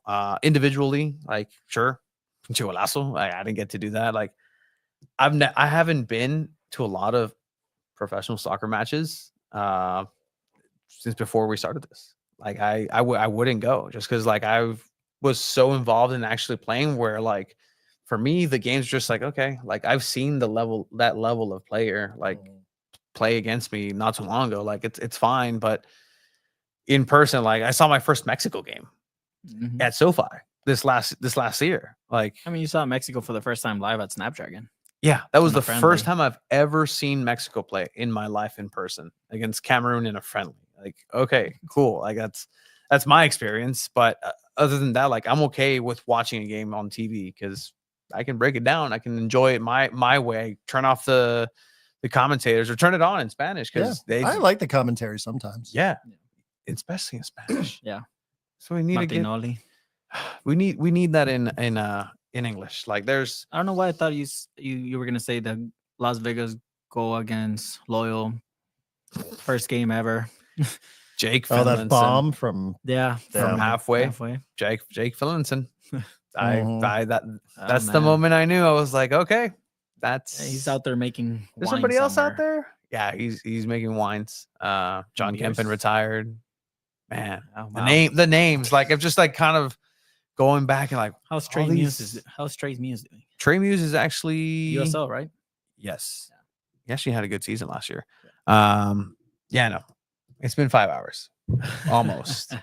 Almost to Ryan Young, but it's okay. We got the one and only Darren Smith. Darren, again, muchas Thank you, gracias. guys. We will let you enjoy the rest of your night, almost daytime here. But I mean, is there anything for you to plug other than just No. you living Nope. and just getting followed? No. Go ride a bike with Enjoy Darren. life. What's up? Enjoy life. Enjoy life. Yeah. Yeah. I mean, I pop around on social a little bit, kind of off Twitter. Sky Blue. Blue Sky. I'm on there. Blue Yeah. Sky. Actually, I did sign up. Nice. I think we did too. It's I think it's so. not I think you'll be one the for us. as much the political statement as just like that's just become a objectively bad app. Yeah. Yeah. You know what I mean? Yeah. Like, Yeah, you know, it's I'm not not fun. paying for it, and all the people that pay cut to the front of the, you know, just not there. Yeah. No, it's It's been years of this. yeah. Yeah, just not my jam. It's all good. We'll just go back to MySpace, the good old days. Yes. Play all night poker tournaments. I never had a online. MySpace. Yeah, it's not your Never. generation. It was as a kid, but I never had it. Yeah. I like it. Facebook, got rid of that.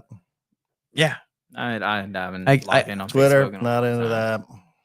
that. The more we figure out technology, the more we figure out like, maybe Once the Maybe not family so group much. chat Maybe went we're okay to without it. WhatsApp, Yeah.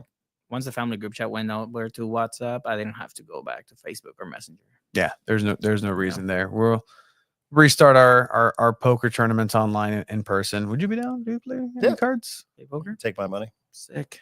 We're actually thinking about doing a San Diego soccer poker for charity. So that'd be interesting. You know, a game that's separate, but poker, just the I degenerate love gambler in poker. you. Yeah. No. Would definitely like that. I wouldn't But say degenerate. yes, best picks of music on IG stories. Yeah. Yeah. I don't know about that. Thank you, though. I appreciate it. People are watching, Darren, I know. Good. and people miss you, man. I appreciate it. But I'm around. with that said, go ahead and check out Darren at your local bike ride from Yeah. IB to Chula Vista. Mhm. I might get on that. I have conditioning now. Yeah. So, you do. I Come might on be a able Sunday to- ride. Sunday ride. I Shout love out that. to the Emo Brown Foundation. Hell yeah, they're doing great stuff. Yeah. Man. Like Steve is the man down in Chula Vista and 3 Punk Sale. So support everything local. But with that said, thank you guys for watching. Darren, thank you for coming in. Thank you, guys. Appreciate it. Good seeing you both. Good one, everyone.